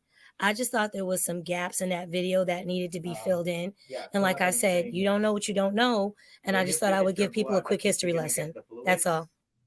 Okay, Dr. Cole, sorry about that. You come on in. I know he kicked me out, man. He was like, stop, don't do that. Nah, it was but I was just talking about the 1965 Lyndon B. Johnson Act, the ESEA. So No Child Left Behind is a form of ESEA. Obama had Every Student Succeeds Act. And basically, they don't control what really happens in local education. So what they'll do is they'll say, look, these are the standards by which we're going to use. You have to do these things to get this federal funding. That's the tether that they usually tend to have. But I would just say, I don't think what you said, Mrs. Mickens, was wrong at all. I think it's one of those things, if y'all worked in the same building, that needs to kind of happen. And I know I keep talking about social work or healthcare, but I'm talking about other professionalized vocations that are core in American, that are core and valuable to just America as a whole. And I put educators in that place. Surgeons will have an argument about a surgery plan. Like if somebody is like, I don't think this is a good surgery plan, as a professional, they'll have a discourse. I think that there should be more discourse between the same way we get mad when good cops let bad cops exist. I think you got to have that same smoke when if you're the only good teacher in your building, then how many run-ins have you had? If we're going to hold cops to that standard, which we should, I think we should hold schools to that same standard, because guess what?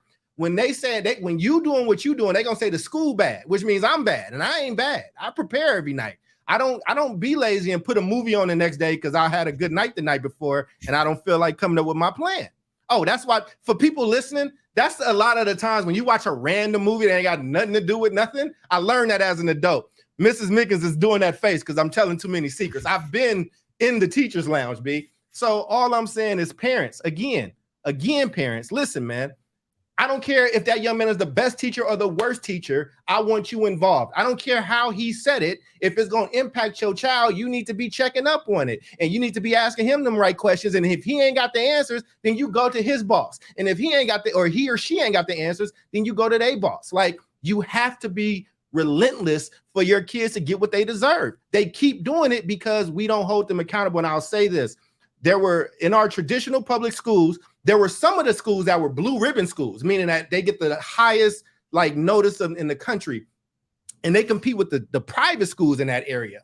Though when we were doing our community tours with our superintendent, them white parents came to that Saturday superintendent parent meeting, and they told our superintendent and me straight out, you don't run this school. You don't hire and fire this principal. We do. This is our school. So like, it's one of those things you got to know, man. And you can bring it back in with everybody else, Torraine. I'll just say this. I teach parents, listen, parents, if you ain't got no friends in that school building, make some. If you don't have other parents as friends in your kid's class, get you like 3 or 4 other parents, because guess what? If me, Torraine, and Mrs. Mickens all got kids in the same school and we all working, it could be like, hey, guess what, y'all? I can do October's meetings. I know y'all got to work.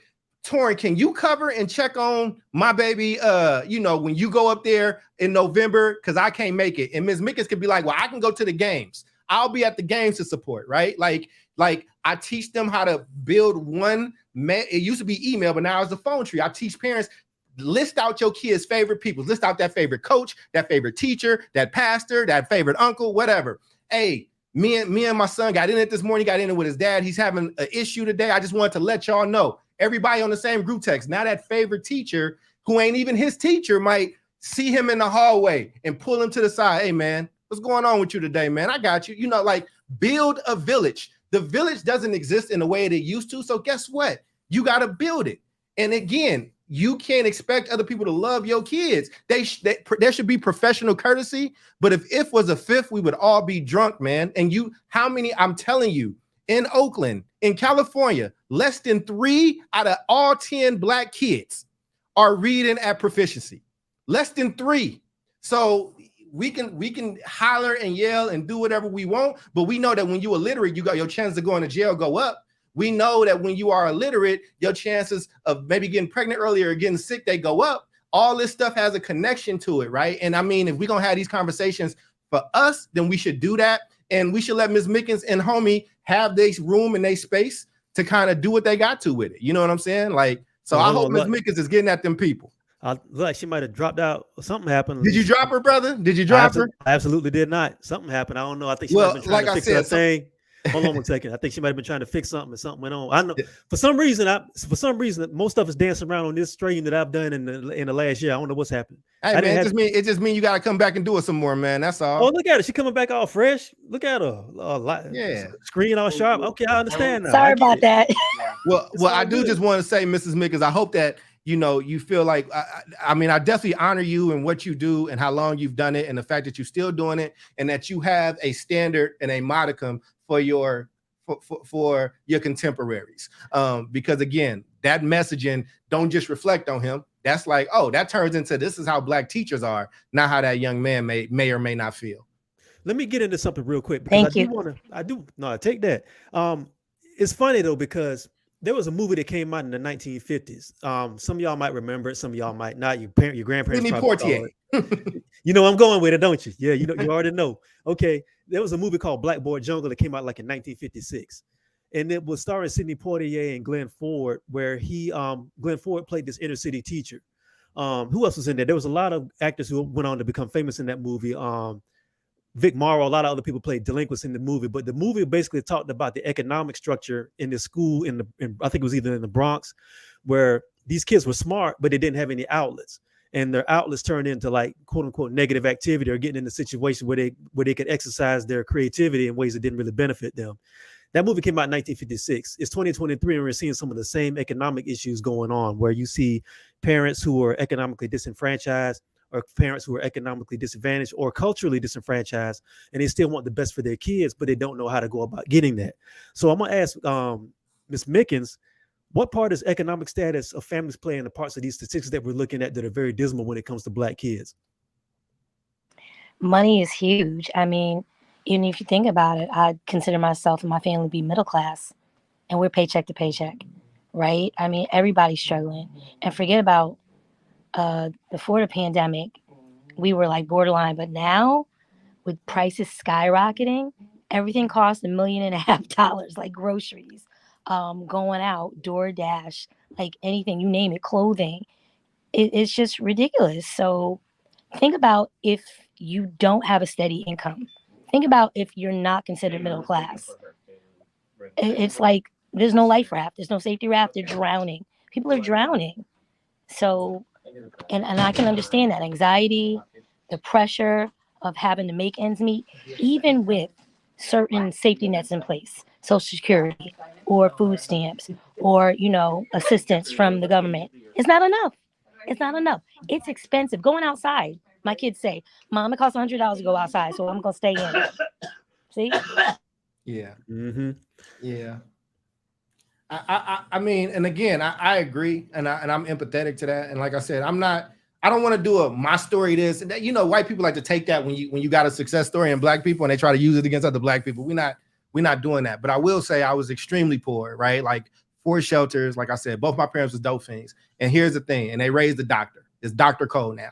And even with my dad in and out of jail and my mom's going in and out of rehab and they trying to figure it out, when homie was home, hey man, you doing this homework before you go outside. Hey man, don't have these people call my house. It's going to be a problem.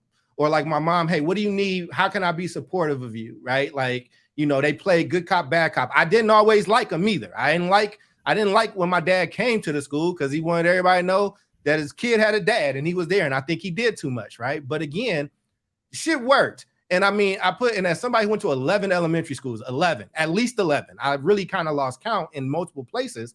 You know, I think here's the thing. I agree with everything Mrs. Mickens is saying, but I want to make sure I'm saying this so people get it. Just because kids are poor don't mean that they can't learn, and it don't mean that they don't deserve your best. Like because what you get is you get well-meaning white teachers or not black teachers, or hell, black teachers that grew up in a different place, and they are coddling or they want to be more friend and liked than actually getting you to master this content. And here's the thing. Some of my best teachers wasn't super nice. But here, if I want to learn how to do a fadeaway jumper for Michael Jordan, and I know it's Michael Jordan, I think he can yell a little bit. I think he can lose it a little bit, right? I think like we are so ready to be offended when there's something more important at the front. I can be offended by what somebody says if ain't shit else going on. I'm not saying you can't be offended, but I'm saying if I'm on fire right now, but Torraine says something about my haircut, it's like, but I'm on fire, bruh. Like, I'll get to you later, but like, I got to put out this fire. Black America, we on fire. Education is on fire. Your kids are on fire. Like, and there are people that make a lot of money. And this is what I'll tell you if you are poor. Go to that public library. Use every resource. There's so much stuff that people with money can't get access to that you can from these people for free. And like, that's your job. If you poor and you making it happen, then guess what? That means you know how to hustle. You shouldn't have to, because I know somebody gonna say, wait, we shouldn't. I'm not talking about what should or should not be. If we talking about should and should not be, a whole lot of shit will be different. I'm talking about what you can actually do. And again, you the only person that you gotta go visit that baby when things don't work out. You gotta go and like, you know what I'm saying? Like support, pick up the pieces when it all falls apart, or your kid is left to do it. Ask me how I know, right? So I agree with everything you said, Mrs. Mickens, but I wanted to make that distinction because people would lose that as an excuse for them not to be good at their job. I don't care how poor the kids are. Be proficient at what you do. I want to go to some that's the thing. I'm sorry, I didn't mean to cut you off. No, go ahead. There are some kids who will still push through and be excellent. Absolutely. Even though, and I just want to say to you, Dr. Cole, I commend you. I've been listening to your story all night, and I'm just like in amazement. Like, but God, like, you're just amazing. Just amazing. Like Luther. So amazing, right? There are some kids that are will push through all of that. Kids who lost a parent, kids who come and sleep in my class every day because of whatever's going on at home. They're going to push through and be excellent, and they're not going to make excuses. So absolutely, I just want to say I agree with you on that.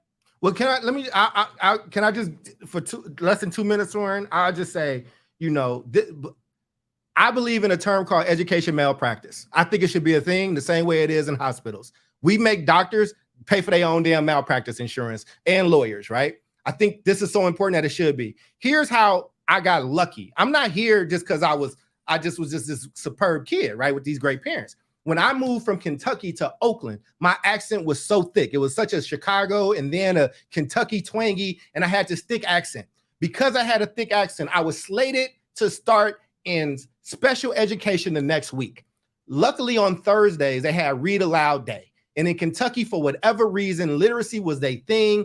Mrs. Hawkins made sure we could read. And if you won the reading competition, you got a Snickers, not the baby Snicker. You got the real Snickers. And I like Snickers. And so I could read really well. So I stood up and I read out loud. And I read so well that instead of them putting me in special ed, they put me in the GATE program. That is so flippant and my life would be completely different if I was tracked through special education. But I got lucky. And even in the worst schools in America, if you tracked at the higher places, your chances are still X amount better, right? Even if you so far below on stuff, they'll find programs for you because they got to have some success stories, right? So I hear what you're saying, Mrs. Mickens. It was God, and it shouldn't have had to just been God, right? But alas, it is what it is. You got to be there to catch that stuff. You got to be there. Special education is needed and important for people, man. You know what I'm saying? It's people that need it. So it's way too many black kids that's in there that don't deserve to be in there. Like, and if you're not checking in, you Hang on one second. Your kid to war by themselves. Hang on 1 second. I think she might have took off again real quick. 1 second. Well, I swear, man. Turn the camera off, but yeah, I swear, man. I ain't never had this many things going on with my live streams before, but it's all good. We're gonna push. Hey, man, we when you doing this type of stuff, man, you know somebody back there pushing buttons like, hey, shut them up. It's cool. That's why they didn't even do this when I had Cornell West on, so I don't know what's happening with this education situation. I don't know, but hopefully, if Miss Mickens is there, if you want to just be on the radio, we can do that too. It's all good. I wanted to go to some of the comments though. Yes. Let's see who we got. I just want to shout out some people. Apparently, some people from Dr. Tiasan Johnson got sent over here. So shout out to Dr. Tiasan Johnson for showing love to my show. I appreciate that. And actually, while we're waiting on Ms. Mickens to come back, let me do some house cleaning real quick. Absolutely. If you are a fan of my work and if you're a fan of the show, you can support the show by going over to my other channels, and you can also check out my support panel. My name is Torraine Walker. I'm an independent journalist. I'm a content creator. I am a digital storyteller. So if you like my work, you can support my work via Cash App at Torraine Walker, PayPal at Real Torraine Walker. I also have a Patreon, Torraine Walker. Venmo is Torraine Walker. And you can also hit me up via Zelle, Torraine at TorraineWalker.com. There's a pattern there if you haven't seen it. Pretty much all my stuff is Torraine Walker. Nobody else has my name, so I'm not hard to find. And if you like my other stuff, you can also follow me on social media. I'm on Facebook, Twitter, Instagram, and I'm on TikTok where I'm making videos to kind of push back against some of these narratives against our people. So I think we got our sister back again. So let me bring her back into the mix and see if she's back. What's good? I'm back. I apologize. I'm a mom. I'm multitasking. So it's all good. Every time you come back, you look fresher. You're like, the screen get tired and everything. Yeah, you got a new background. I don't know about that, but I need a drink right now. But okay. It's all good. It's all good. We're gonna go to some of the comments right now because the comment section is actually hot in here. So I want to see what some people got to say. Let's go to Torrance Gerald. He says parents are ill-equipped and overwhelmed. Teachers are often overwhelmed by class size. I believe learning success coaches are the answer. We need a Black learning coach nonprofit with its own standards. Let me throw that to Ms. Mick and see what your thoughts are on that. I like that. First of all, yes, we are overwhelmed. I will say this year, it's early, so let me not jinx it, but I've got a nice class size. I've got great kids. They're sweet. A lot of them on grade level. A couple I need to work with, but definitely, I like the thought of Black coaches. I like the thought of Black mentorship. I like the thought of people coming into these spaces. Like my mom comes and reads to my class twice a month. She's 82. She's retired. She's a retired social worker, by the way, Dr. Cole. So she's been doing this work like you for a long, long time. So I push reading. My mom comes in and pushes literacy. I've got some friends in the community that come in and talk to the kids. So I like the thought of the whole collective of us coming in to work with these kids. Absolutely. Okay, we got another comment here from LG who's been pretty active in the chat. Teachers today have so many things against them: crime, politics, fear of speaking honestly, proper pay. The best teachers are supposed to be the parents, period. So, Dr. Cole, what are your thoughts on that? I appreciate her, and I'm glad she's in the comments. I will never say that a teacher should be somebody's parent. Now, if you get lucky with a teacher that's that great, dope. I mean, it's kind of a boundary issue too, if we're going to be honest about it. But I think no. I think she's saying that the best teachers are supposed to be at parents, like the teachers should start at home, not the parents. Oh, I see what you're saying. Got you. Yeah. Absolutely. But I do notice that some people think that teachers should, but got to do like be social workers and stuff. But no, I agree with that. I think listen, man, it's your kid, yo. Like that don't absolve the system from being jacked up. It don't absolve teachers from being bad. This is a triangle. There are 3 points, and all of them have a responsibility. Your kid, the teacher, the school, the parent. Everybody got a job. Some jobs are bigger than the other ones, but everybody got a role. But again, if everybody got a role, but I'm the only one that got to deal with the consequences, you better be damn sure know that I'm going to be on top of it in a different way. And I think people doing the best they can, though. Mm-hmm. No, I feel you. I think Torrance, some are. Torrance Gerald is back that part. Education ethics is a much needed conversation. And there's another comment I want to get into as well here, I see, that I think is actually really interesting. As soon as I can pull it up. Yeah, here we go. Y'all are getting a lot of love in here tonight, too. As a lot of people Oh are man, really awesome. Oh, I see Zakia in here. Okay. Feel Oh, like, for you real? know. Okay, all right. Shout out to Sister Zakia. I think next, I think going forward, I'm gonna start bringing in people to come in and comment live if they're willing to go on and All everything. But good. let's see. Oh yeah, this is it.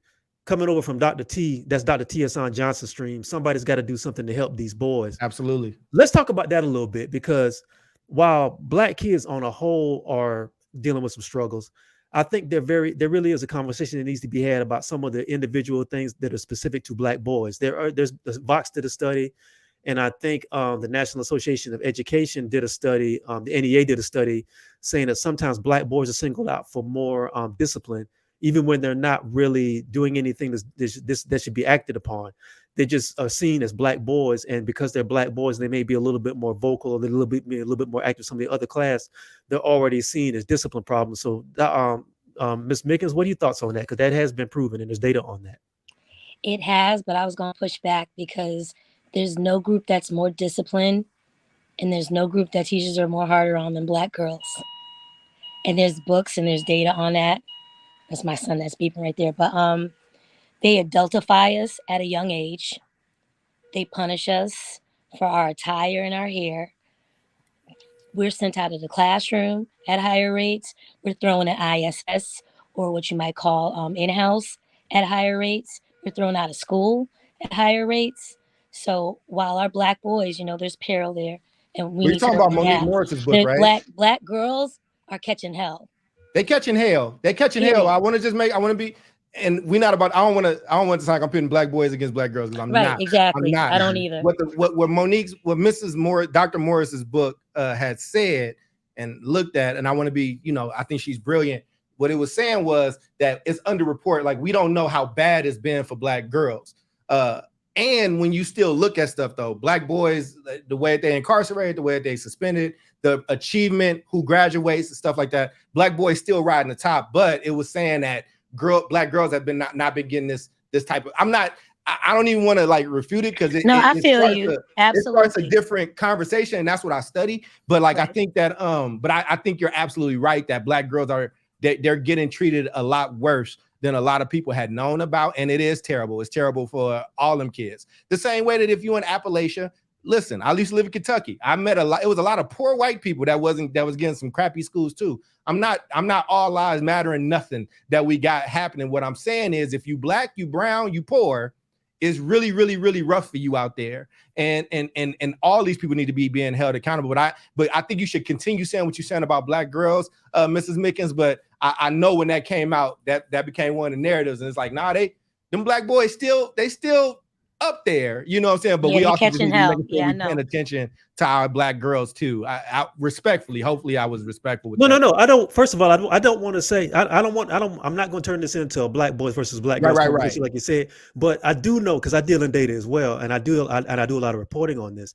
I just think that there's a conversation that does need to be had about how Black boys are already, and this is something I kind of put together. There's this thing called a Black boogeyman syndrome, where you're adultified as a Black boy, sometimes even younger sometimes than some Black girls. I think some Black girls get sexualized sometimes a lot quicker than Black boys, but there's also a conversation about Black boys having the earlier sexual debuts, you know what I mean? So that conversation happens as well. I just feel like there's a lot of data between like Black boys and Black girls in education and sociologically that's not getting addressed. So that's what I wanted to talk about, you know what I mean? I understand what you mean, and I'm not taking anything away from Black girls, but I think because Black boys are boys, and because we live in a culture that pushes back against any sort of thing that's going to benefit them at all, that has to be addressed too. That's all I'm saying. And I think people should go out and get Dr. Monique Morris's book. I think it's an incredible read. And that reminded me when I was a social worker, because that was like the big stat that came out that energized a lot of Black women as far as education was concerned. Like, yo, we need to like really be talking about this.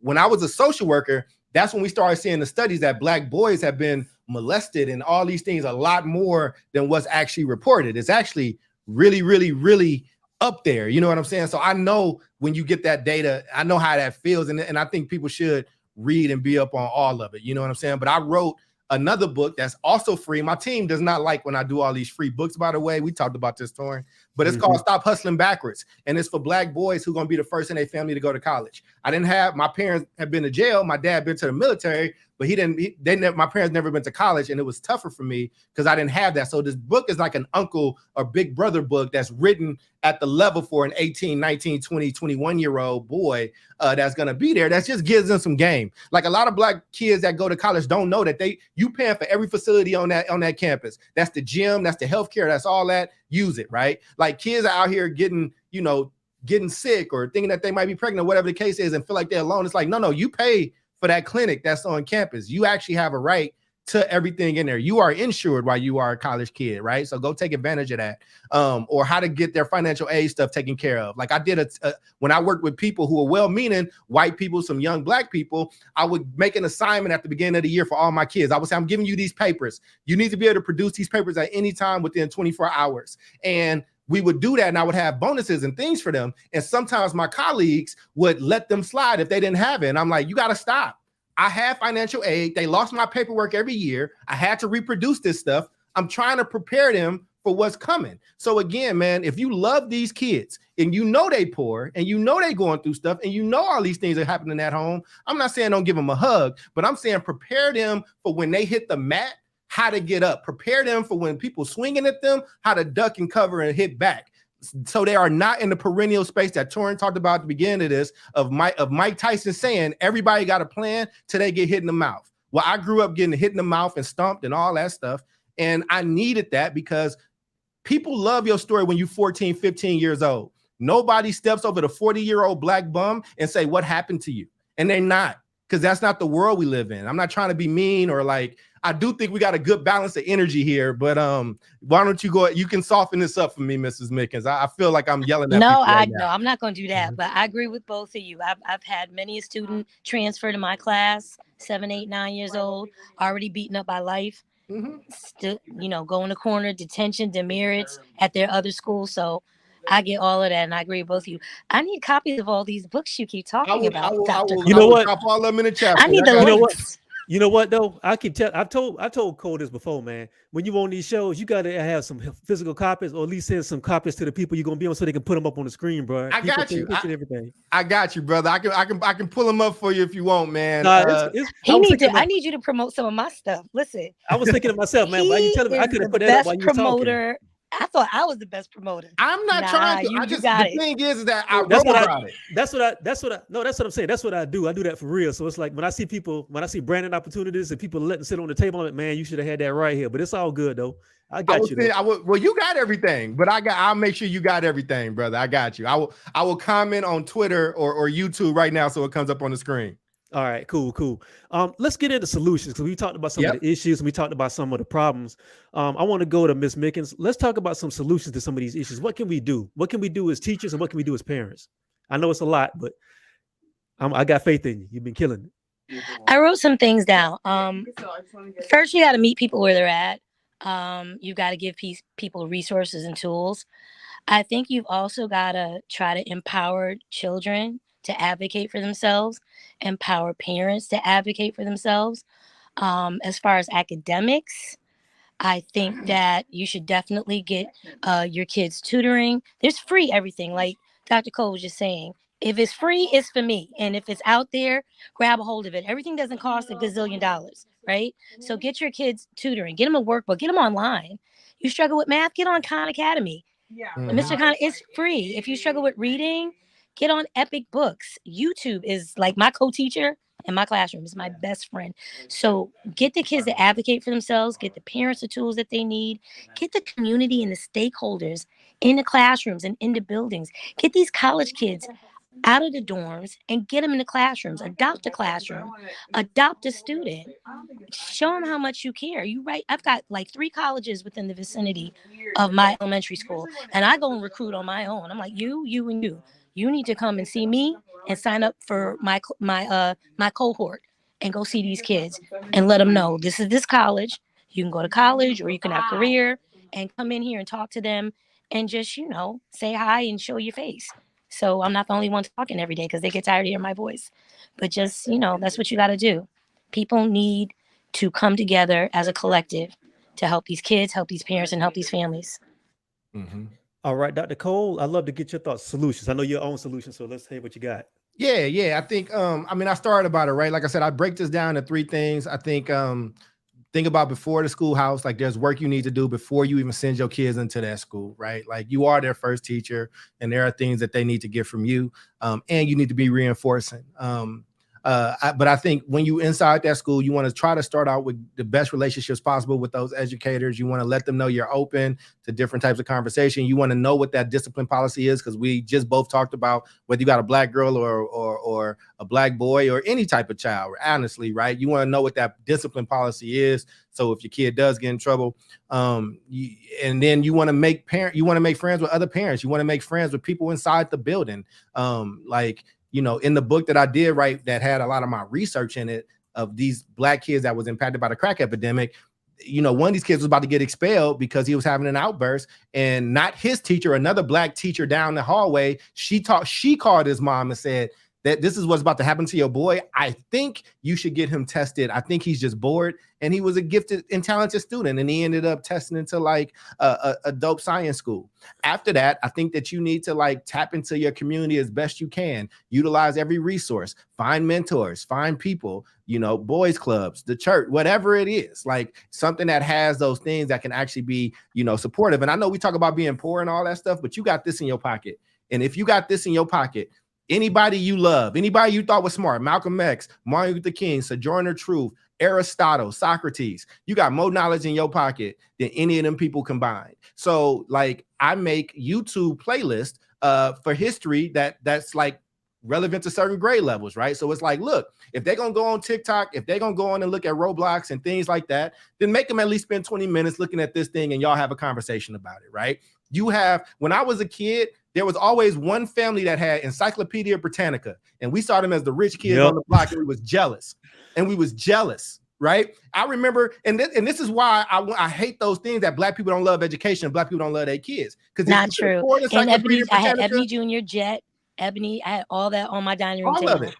All of it. My grandma made sure we had the white and green World Book encyclopedias on the bottom. Exactly. Shelf. And guess what? And you know what you did as a kid? You looked at that thing with so much wonder. You looked at that thing and was really into it, right? So don't tell me that kids don't like to learn. They might not like to learn from you because you're boring and you ain't mastered your own content. Maybe that's the issue. Maybe they don't like learning from you because you hate your job and you hate your life. So don't come into the place if that's not what you want to do. I worked in the social work field. There was a lot of people that was over social work at the time. And it was like, it's time for you to go do something else because your energy is really important in this space. So there's a role for parents. Parents, you got a role, communication, doing your job, making sure kids are getting what they need, having discipline in a bright place for your kids to learn. Teachers and administration, your job is to know your job. Your job is to make sure that you got scaffolded lesson plans. That's more insider baseball. For the people that's not teachers, it's just meaning that you know how to deal with students at different levels and you know how to stack the work in ways where it builds on top of each other, right? Like these are skills and they take a long time to get good at. You are going to suck in your first few years of teaching. You're going to. Everybody is bad when they start. That's why rookies average this amount of points and veterans average this, right? And then students. I was a latchkey kid. I had to raise my little brother and sister when I was in elementary school. There's a lot of things I had to do that I probably didn't have to do, but I still had a role. I had to show up. I had to be attentive. I had to make an effort. I had to make sure that I was getting something from that place. I knew that if I didn't bring home certain grades, it was going to be trouble and I wouldn't be able to do things that I need to do. So I had to do my job. And my job was representing that household well when I'm outside of it. You can make sure that a kid knows their job. You can tell a first grader know how to act. Every kid know that kid that's putting their feet up in your class on furniture in your class. I promise you don't do that at home. So if you can manage at home but not here, then there's a different kind of conversation, right? Everybody got a role in this. There's blood on everybody's hands about where our education system is. And you can keep saying it ain't my fault. It's my fault. Blame me. Blame me for all the bad black education. Now that we blame somebody, what are we going to do about it? And I think we have to hold higher standards for ourselves and for our community. And when a school can graduate you with a 4.0, like I graduated with a 383, I went to Emory High School. And when I got to college, I was remedial everything.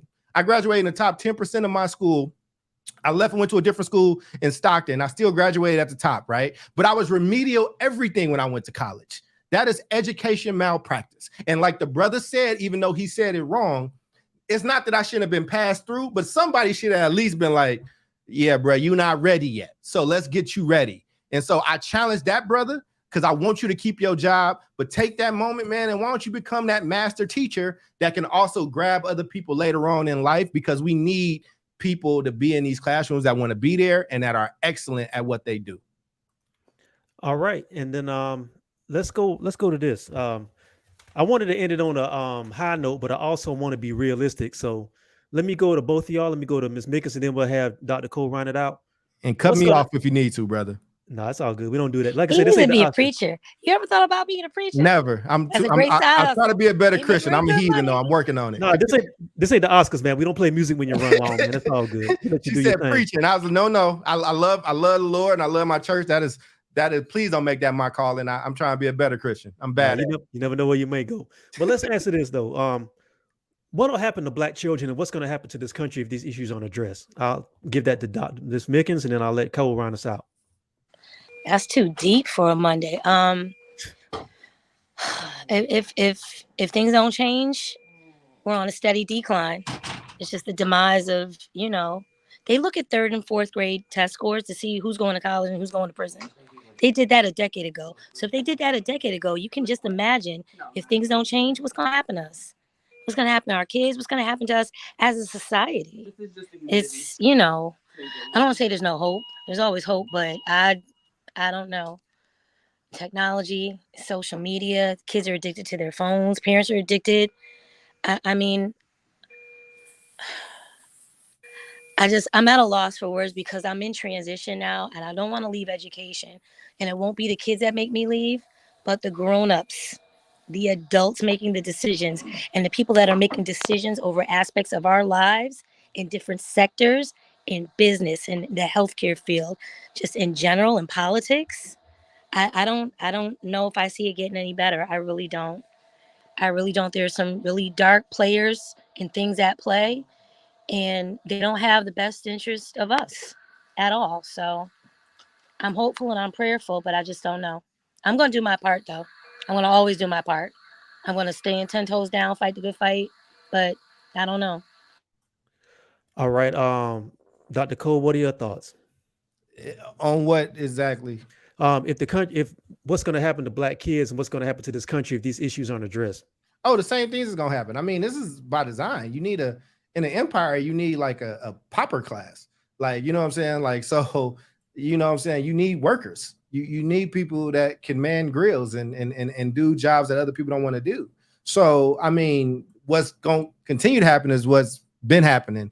And we're going to keep having to claw and kind of get up there, whatever the case is. I think, again, but you know how they say, think globally, act locally. I'm think globally, act locally, and so local that is your own damn house. Like, think about that one. What I can't, let's not look at all the of everybody right now. What can happen in your community, in your house with your kids? Like, do you have a friend? Like, does your kid have friends? And it's maybe you the pops and you got a little bit more time and you see that some of his friends are struggling, you know what I'm saying? Maybe take on a young person or two, you know what I'm saying? Maybe like get them another space. One of the things that came up in my findings for these 3 boys that grew up super poor, but all became doctors impacted by the crack epidemic, is that their parents put them around as much success as they could. So one of the boys who had just got divorced, his mother asked her divorce attorney if her son could just have dinner with them once a month. And he did. And you know what that boy grew up to become? A damn lawyer. I maybe it's not causation, but I'm just saying, right? Like, she was scraping and reaching for every single thing that she could. And that's the kind of battle it is. Again, I know people are going to tell you what could happen and what should happen. I don't disagree. You got the right answer, baby. Mm-hmm. I'm telling you what I'm trying to let you navigate this system that's broken. And when you wake up tomorrow, it's still going to be broken. It just is. It is. You can't count on a lot of things. You can count on death, taxes, and education being super whack for Black kids. So now that you know what you going to do, it's a refrigerator, Torraine. I told you this, bro. It is if the if listen, Brand, if you got a refrigerator and you got a newborn baby and the refrigerator broke, and every time you put milk in there, the milk spoil. And then you find out the milk keeps spoiling. If you keep putting milk in that refrigerator and you keep giving that to your child, at some point, is it still the refrigerator's fault or is it yours? That's a great analogy. You know, my fridge is broken right now. So I suggest you don't put milk in there and feed it to your kids. And I keep putting stuff in there. And my daughter's like, Mom, buy a new refrigerator because that one's broken. Well, and the Lord just sent me to That's you. Insanity. Well, this is your or at least get some ice prayer.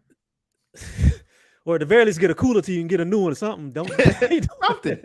Yo, I use her mini fridge from college. That's what I'm using right now to put my food in. It's ridiculous. I'm just saying, we're not gonna pray it away. We're not gonna wish it away. We're not gonna snooty it away. It's not gonna change because we can make a TikTok and that goes viral. It ain't gonna change because we can get clicks off of it. Like the only way it changes is if you change it. But I have a mentor, and what he told me was that if it wasn't built by God, that means that it could be torn down and reconstructed. And I think that that's what needs to happen. I think that we need to look at the business of education, stop being as emotional about it. Let that emotion drive you to get actual results for whatever that means for you. We had a real chance, real quick, to reimagine education. Sorry, and I get mad because I talked about this when we came back. The pandemic's not over, but when they forced us back in the buildings and we knew that what we were doing was not working, I said at a school board meeting, I said out loud to admin, I said to whoever would listen, we need to reimagine education and think outside the box, project-based, hands-on, multiple intelligences, differentiate learning like for real, not the way y'all been doing it. We could really do it. And what did they do? Nothing. Actually, you know what they did do? A couple states around the nation are calling it a portrait of a graduate. And they took my slogan, how we reimagine education. But no one's reimagining anything because we still got to get ready for that state exam in March and April. We still got to deal with Common Core and the new math. We still got to deal with all the same things we were dealing with before COVID. So no one's reimagining anything except for me. I'll smile and I'll say, okay. Then I close my door and I do what I want. I reimagine in my room. So. Well, listen, I got when it's time, hold on one second. Let me go ahead, Torraine. Go ahead. I just want to send some shout outs to some folks and everybody who's been showing love to the channel real quick. Shout out to Spain. Let me get it right. Shout out to Spain, man. A little something for the convo. Appreciate that. For those of y'all who don't know, the channel got monetized a couple of days ago. That just happened literally like 2 days ago. So I'm putting some things in the works, and hopefully these conversations will be able to keep funding themselves. So now that happened, I think this is the first person who showed me some love on the channel. So let me run this real quick. So if you like, so shout out to Spain, man. Appreciate you, my brother. If you like my work, go back to check out the rest of my stuff. My name is Torraine Walker again. And if you like my work, you can show me some love via Cash App, PayPal, Patreon. I have a Patreon that I drop some things on every now and then from time to time. I also have my Patreon, and what else I got? I got a lot of things. I got Venmo, I got Zelle. And again, if you like the channel, like, share, subscribe. Things are getting hot. I'm up to almost 3,000 subscribers so far. So things are building. I just got to keep making more content. But to make more content, I got to be able to fund what I'm doing. So if you like my work, keep showing me some love via here. And that'll be the last of that. So, me and Cole have talked about that. I hate doing that sort of stuff, but I understand people got to know how they can show you love. So I got to respect that when it shows up. So, yeah. Let's wrap it up with one more thing. Individuals can only do so much. Absolutely. People who are passionate about the work, who are inside the classroom, people who are parents, people who are students, and a lot of these kids really are interested in their futures. You don't see it a lot. We don't talk about it a lot, but a lot of these young kids really want to be able to succeed. They just want to be able to figure out how. So what can we do on an individual basis to be sure the people in our house, the children in our households and the children in our communities, those of us who have them, are able to go into that system and go into that building and be able to take away some things? Go ahead. Yes, you, sister. I'm always going to come to you. Broaden their horizons, get them off their front porch and show them some things they've never seen before. When I was in the dance room, I'm in what they like to call the education corridor. I've got University of Massachusetts, Smith College, Mount Holyoke, Amherst, and Hampshire College right down the street from me. So I would always take some kids, buy a bus out of my own pocket, and take a trip up to the Five College area, take a trip up to Boston, show them that there's things outside of these four walls and their front porch, right? Expand their thinking, ask them what they're interested in. I've got kids, I do all about me the first week of school every year. What do you want to be? These kids want to be gamers. These kids want to be content creators and YouTubers. And guess what? They can do that because there's money in it. Someone, Mima, or somebody's telling them they can't. I'm going to tell them they can. I'm never going to tell you what you can't do. How can we build your dream? How can we reach that dream? How can we reach up and attain it? I've got college flags in my classroom, but you know what? College ain't for everybody. Do you like to cook?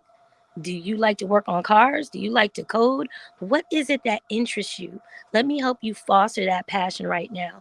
And then when you leave my classroom and go to Millen High School, come back and see me. Hopefully I'm still here because I want to be that person in your life that can mentor you, talk to you, hug you, and love you and tell you you're amazing and show you that it's possible. So we need more adults, more Black people to tell you Black children that it's possible and they can do it. Dr. Cole, I want to throw something there because Miss Mickens made a really good, valid point. Everybody is not made for like certain academic aspect. That doesn't mean they're less of a person or better than a person. We're human beings. We all have different skill sets. At the risk of sounding like somebody's uncle right now. I remember when there used to be metal shop and there was auto shop in school. You know, we had a car vocational schools. Yeah, absolutely. Yeah, but this was actually not. This is in school. Yeah, this is actually in our high school. And I went to Reebok 7th period or 8th period. Yeah. I went to Reebok's high school in Jacksonville, Florida, and there was a metal shop, and they also had auto shop, but they had a whole complete car that we had to break down and take apart and everything. That was just an elective. That was a part of our curriculum, but they don't even have that anymore. You said music programs are taken out of the classroom. A lot of extracurricular activities that were able to channel kids to go do things with their skill set that may not have been in books, and might not have been in history and that sort of thing, have gone. So you have a lot of kids here with a lot of energy and a lot of drive and a lot of other skill sets, but they don't have anywhere to put them. So gaming is where they go and things like that. So Dr. Cole, let me ask you about that, because we do have to look at alternative ways of educating yourself and alternative skill sets. And I think schools aren't really doing a really good job like they used to do that, even with less. So let me get you. I agree. I absolutely agree. I think, one of the things, like I might be a little more old school on the college thing, but I think you got to have a plan. If you tell me you don't want to go to school, all right, what's the plan? Well, you ain't got a plan. Well, hey, give me these 4 years then. And then you got a lot of life after that and we'll figure it out. But I think, I think you have to expose young people to a lot of things quickly and often, right? Like somebody's going to find out that they good with their hands. I'm not, right? Like, but my cousin who was a Chicago firefighter, when I moved and bought this house, all them degrees did not fix the leak. And he was like, I'm gonna tell you something, kid, because you didn't learn this in your school, but like, WD-40 for things that's supposed to move that don't, and duct tape for things that's not supposed to move that do, right? And then build from there. I think that you have to expose kids so they can see what they want to be and what they like. I think a lot of our kids don't get to see different things. I think you should bring in local business people and surround them just like, hey, this is what I do. Some of that stuff requires school and some of it doesn't. Here's what I think, and I will say something systemically, right? I think smart cities will invest in kids, and this is what I mean. I think that if you got a good city planner and they say, look, this is where our technology is going. This is what is happening to our city in the next 10 years. These are the jobs we're going to need. And as part of the city, we're going to fund this thing that you can get credit for going to it, whatever the case is. But by the time you get out of high school, at the time you get out of college, if you do these things, this job is waiting for you. I went to school in Oakland, right in Silicon Valley's backyard. Guess who wasn't taking that, right? That's why Black Girls Code became such a huge thing. Shout out to Kim, right? Like it's a lot of dope stuff. But like, if I'm looking at the city of Atlanta, what's going to be the new Atlanta in 10 or 15 years? And like, let's figure out what these jobs are. Let's start telling these kids how much these things make. In my program, I show my kids, I show everybody, I show them our budget, I show them how much I make, I show them what I do and how I do it. And now it's a bunch of Black kids. It's like, oh, I think being a doctor might be cool. I bet you do. You can do it too if you want. It's going to be hard work, but you can do it. And so I think it's the exposure. I think it is and getting outside those walls, man. Like if you're not impressed at that school, cool. Do your job there and then go and explore and find some other things. You feel me? Like, again, man, if you know the refrigerator is broken, I need you to start thinking of some recourse, not what was me and putting the shit back in there, or you need to just stop drinking milk. Then it's just water for you. Like, figure it out. My people are smart and resourceful. My people are like Like, we are some of the most creative people. Culture don't move without black people, but guess who runs culture? And guess who Black gets paid people from are it? the taste makers, but there's other people that are making money off of that stuff. You know what I'm saying? You know what? I love too. You know I what? would I have been tell a people. sports agent if I knew I could be one. Go I ahead. tell people this all the time. I was around the entertainment industry for a while. I don't want to tell the full story about that, but I will when the time is right. But I've been in some of those rooms where some of these decisions get made, and I'm gonna tell you right here and now, for people who are watching, and for you and Miss Mickens, the people who we think are really running this culture aren't running this culture. The people who run this Oh, culture are men who don't look like you and don't look like me, who wear suits and sit behind a table every day. And yes. I'm telling you, they ain't got this. I can guarantee you that. They'll put you out front. But I'm saying though, and I've always said to myself, we love to tell ourselves we run the culture. We do on one level, but the people who really run that, we're not in those rooms. We get hired to be the face of those Yes. rooms, and that's what has to change. And we have the potential to change that. To back to Miss Mickens' point about these kids want to be gamers and they want to be TikTokers and that sort of stuff. That's, to me, I don't want to get on my preaching thing too, but I'm saying kind of what we are doing and what those kids are doing is sort of the same thing you saw in hip hop, where kids were just making mixtapes for their neighborhood, and then they started making records, and then they started taking them records around the country, selling them out the trunk and everything like that. That's what we got to get back to, I think. And I think we have to start applying some of that to the way we educate ourselves and the way we look at how we can be economically. That's just my 2 cents on that.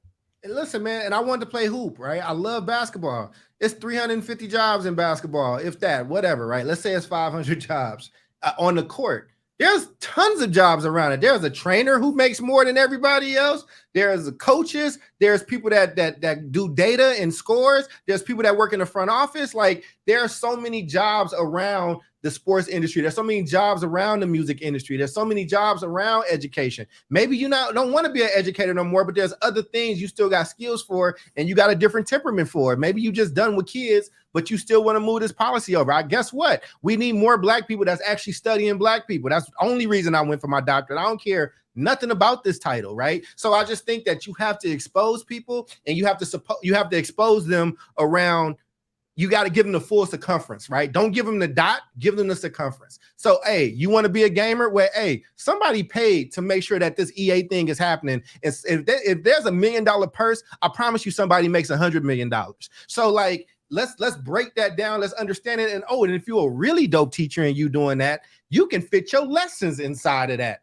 Dopest math teacher I knew was a black dude that played basketball and came back to Oakland to teach, and he's been teaching. He just retired this year. He had me in his 7th and 8th grade. And you know what he taught me about while we was doing algebra? That algebra came from black people. There's this place called Kemet. There's this other place. This is how they built these pyramids, and this is why you would use the Pythagorean theorem. He knew his stuff so well that he turned it into an English class. He would give us definitions of different math terms and made us go out into the world and find ways to use it. So don't ask me why you need an obtuse angle or whatever for. You go out in the world and you figure it out, and you figure out how to apply it. And I expect you to know this when I see you. And he would tell you. And if you didn't do it, he flunk you. So what I'm saying is that we can all be influential. But what Torraine does, like, if you want to be a writer, guess what? You can go on medium.com right now and start writing and, like, find people to make yourself better at what you're doing, right? Like, there's so many opportunities. And again, you got this. I know there's poverty. I know there's hurt. I know there's a lot of stuff. A lot. Everybody has a phone. My kids have, my 9-year-olds in my classroom. This is one of the most powerful and most dangerous tools at the same time. I've seen babies in strollers with doing this. You know what I mean? You talking about 9-year-olds? I've seen kids who ain't even walk doing this. Exactly. So you have to adapt, and as a people, you adapt or you die. And so again, I'm not trying to, like, preach at people, man. I'm really not. But I'm just there are narratives, like, what people say is true. And it's true, right? And you should be treated differently. And this thing should happen, or whatever the case is. But I want to raise people. I want to teach people and coach people to be about business first. Like if you need the emotional piece, get a wife or get a boyfriend or get a husband or whatever. Find people around you. Go talk to your pastor or your imam. Like, go get love somewhere else. But here, let's be about this business. And I'll end on this thing, right? Because black people, we love gangster stories. Also, Godfather is one of the greatest movies of all time. The whole premise of Godfather is that Vito Corleone said, don't sell drugs to Italians, only sell it to black people. And the other families didn't. And the other families said, we sell it to everybody. And they sold it to Italians. The whole thing is because one of them said, just kill black people. Don't kill nobody else. By the way, but if the mafia, if the mafia who hates each other, who kill each other, can come and sit down at tables and cut up New York and cut up Chicago and cut up the South and cut up New Orleans and all that stuff and do business, it just shows you business don't stop because your feelings is hurt. So do business. Another thing about that, since we on that tip right now, it also shows you got to be about your business and don't be flashy, just do the work. So if we talking about gangsters, talk about American gangsters. Frank Lucas was fine. Don't put the fur on, B. Frank Lucas was just fine till he put on that damn pimp fur. Don't put the fur on. Don't put the fur on at the fight. Let's go to let's have Miss Mickens close us out, and then we'll shut it down for the night. We've been riding for like 2 hours, so go ahead, sister. What you got? I have enjoyed my time here with you both. Well, I don't get to talk to grown-ups often, so this was very nice. I shouldn't say that because I talked to my husband, but we go home and we talk shop. Mm-hmm. And he's got his student stories. He teaches high school math. I got mine, but this is great work. It's important work that we're doing. My son is beeping again. I would love to, be invited back to chop it up some more. Look, you got an open invitation whenever you want. Go. Let me promote. That's what I was going next. I'm finna ask you what you got. You need to have a scholarship show so we could talk about how we could be debt free and how my daughter won $1.5 million in scholarships, and she is currently at Bard College in upstate New York. It's beautiful. And they owe me money. Matter of fact, they owe me $13,900, and you better get every cent. If it's a nickel, I'm not paying for it. You hear me? So no, but this is awesome. I love my people. I love my culture, and I'd love to be invited back to chop it up some more. Absolutely, y'all are great. I love it. So just to make it official, what are you working on right now? What do we got going on that the people need to know about? What you got? I start October college and scholarship coaching this weekend.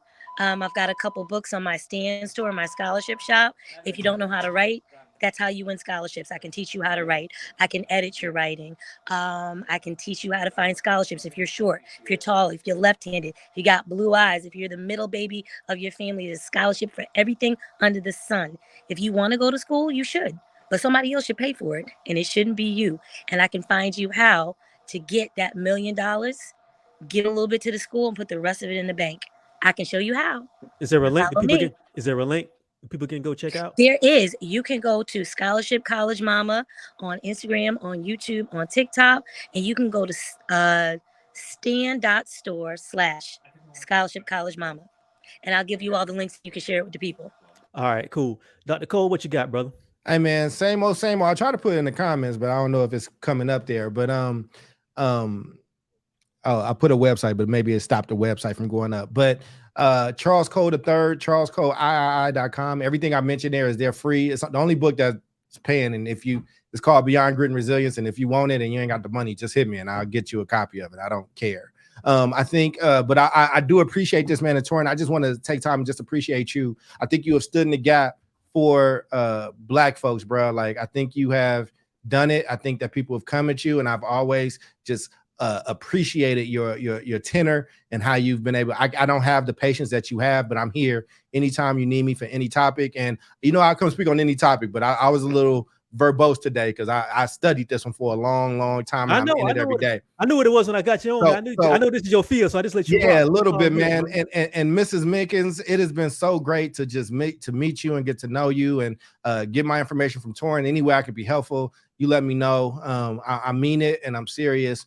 And you keep doing what you're doing, and y'all go get. I mean, apparently she hot on TikTok in these TikTok streets, so you should go follow her. Yeah, please do. You got to visit my classroom. I want you to come talk to me. I will absolutely come to your classroom. Y'all got to exchange information and bill, because I see something happening. I will absolutely, and I will say, I'm on Twitter at CC. Yeah, it's down there, and I'm on the YouTube. But I let the rest of social media go, man. It wasn't making me happy. I think that thing makes me sad. So I had to let the Facebook and LinkedIn and Instagram and all that stuff go, man. But LinkedIn too, damn it. It was getting on my nerves too. So, but Torraine and I appreciate you, man. And I hope that you keep going. Stay consistent with this, brother. I'm glad that you got monetized. That's a huge deal. And now you just got to work the hell out of it, man. So replay this as much as you want, and I'm down to help, man. But to y'all watching, hey, don't look at this this is not a spectator sport. If you had an opinion about today, if you care about what's happening to these kids, whether you got kids or not, there's a role for community in all of this. Community is that fourth branch of it. Again, the invisible institution was where we would learn those things. Like, again, most of the Black people I know didn't learn how to play instruments in church. They didn't learn how to speak. I mean, they didn't learn how to play instruments in school. They didn't learn how to speak in school. They learned in church. I speak on national stages. The first place I was speaking was in those churches. I know the same has happened for people in mosque and in Muslim and synagogues and places like that, or like in the community, or that barber. That barber was the first entrepreneur I saw. Like, our village has to be refined, and we got to start taking our communities fully back, and that includes that education. And like them old white parents said to that superintendent, you don't run this school. We run this school. We tell you who we like. Mm-hmm. And if somebody not doing what they need to do, then they got to go. Coaches get fired every day. Ball players get fired every day. Professionals get fired, B. It happens. But here's the thing, and I'm never teacher bashing or adult bashing, but if it's coming down to two entities, and one is a college educated adult versus children versus like innocent like people and poor people, I'm always gonna side over here, B. I'm always gonna do it. So take it how you want it, and I appreciate being here, B. All right, man. Thank you so much for your time, brother, and thank you, Miss Mickens. I think she had to take off, and I understand. Yeah, I understand that. So much love to her. All right, folks. So that's been the show. Thank you so much for watching. Thanks to Dr. Charles Cole III. Thanks to Laverne Mickens for checking in. Everybody have a good night. I hope you were able to get some edification and listen to two educators who care about Black people talk about our people in a positive way and not down on anybody who may be struggling. So much love. Y'all be good. Y'all be safe. Y'all have a good rest of your Monday night.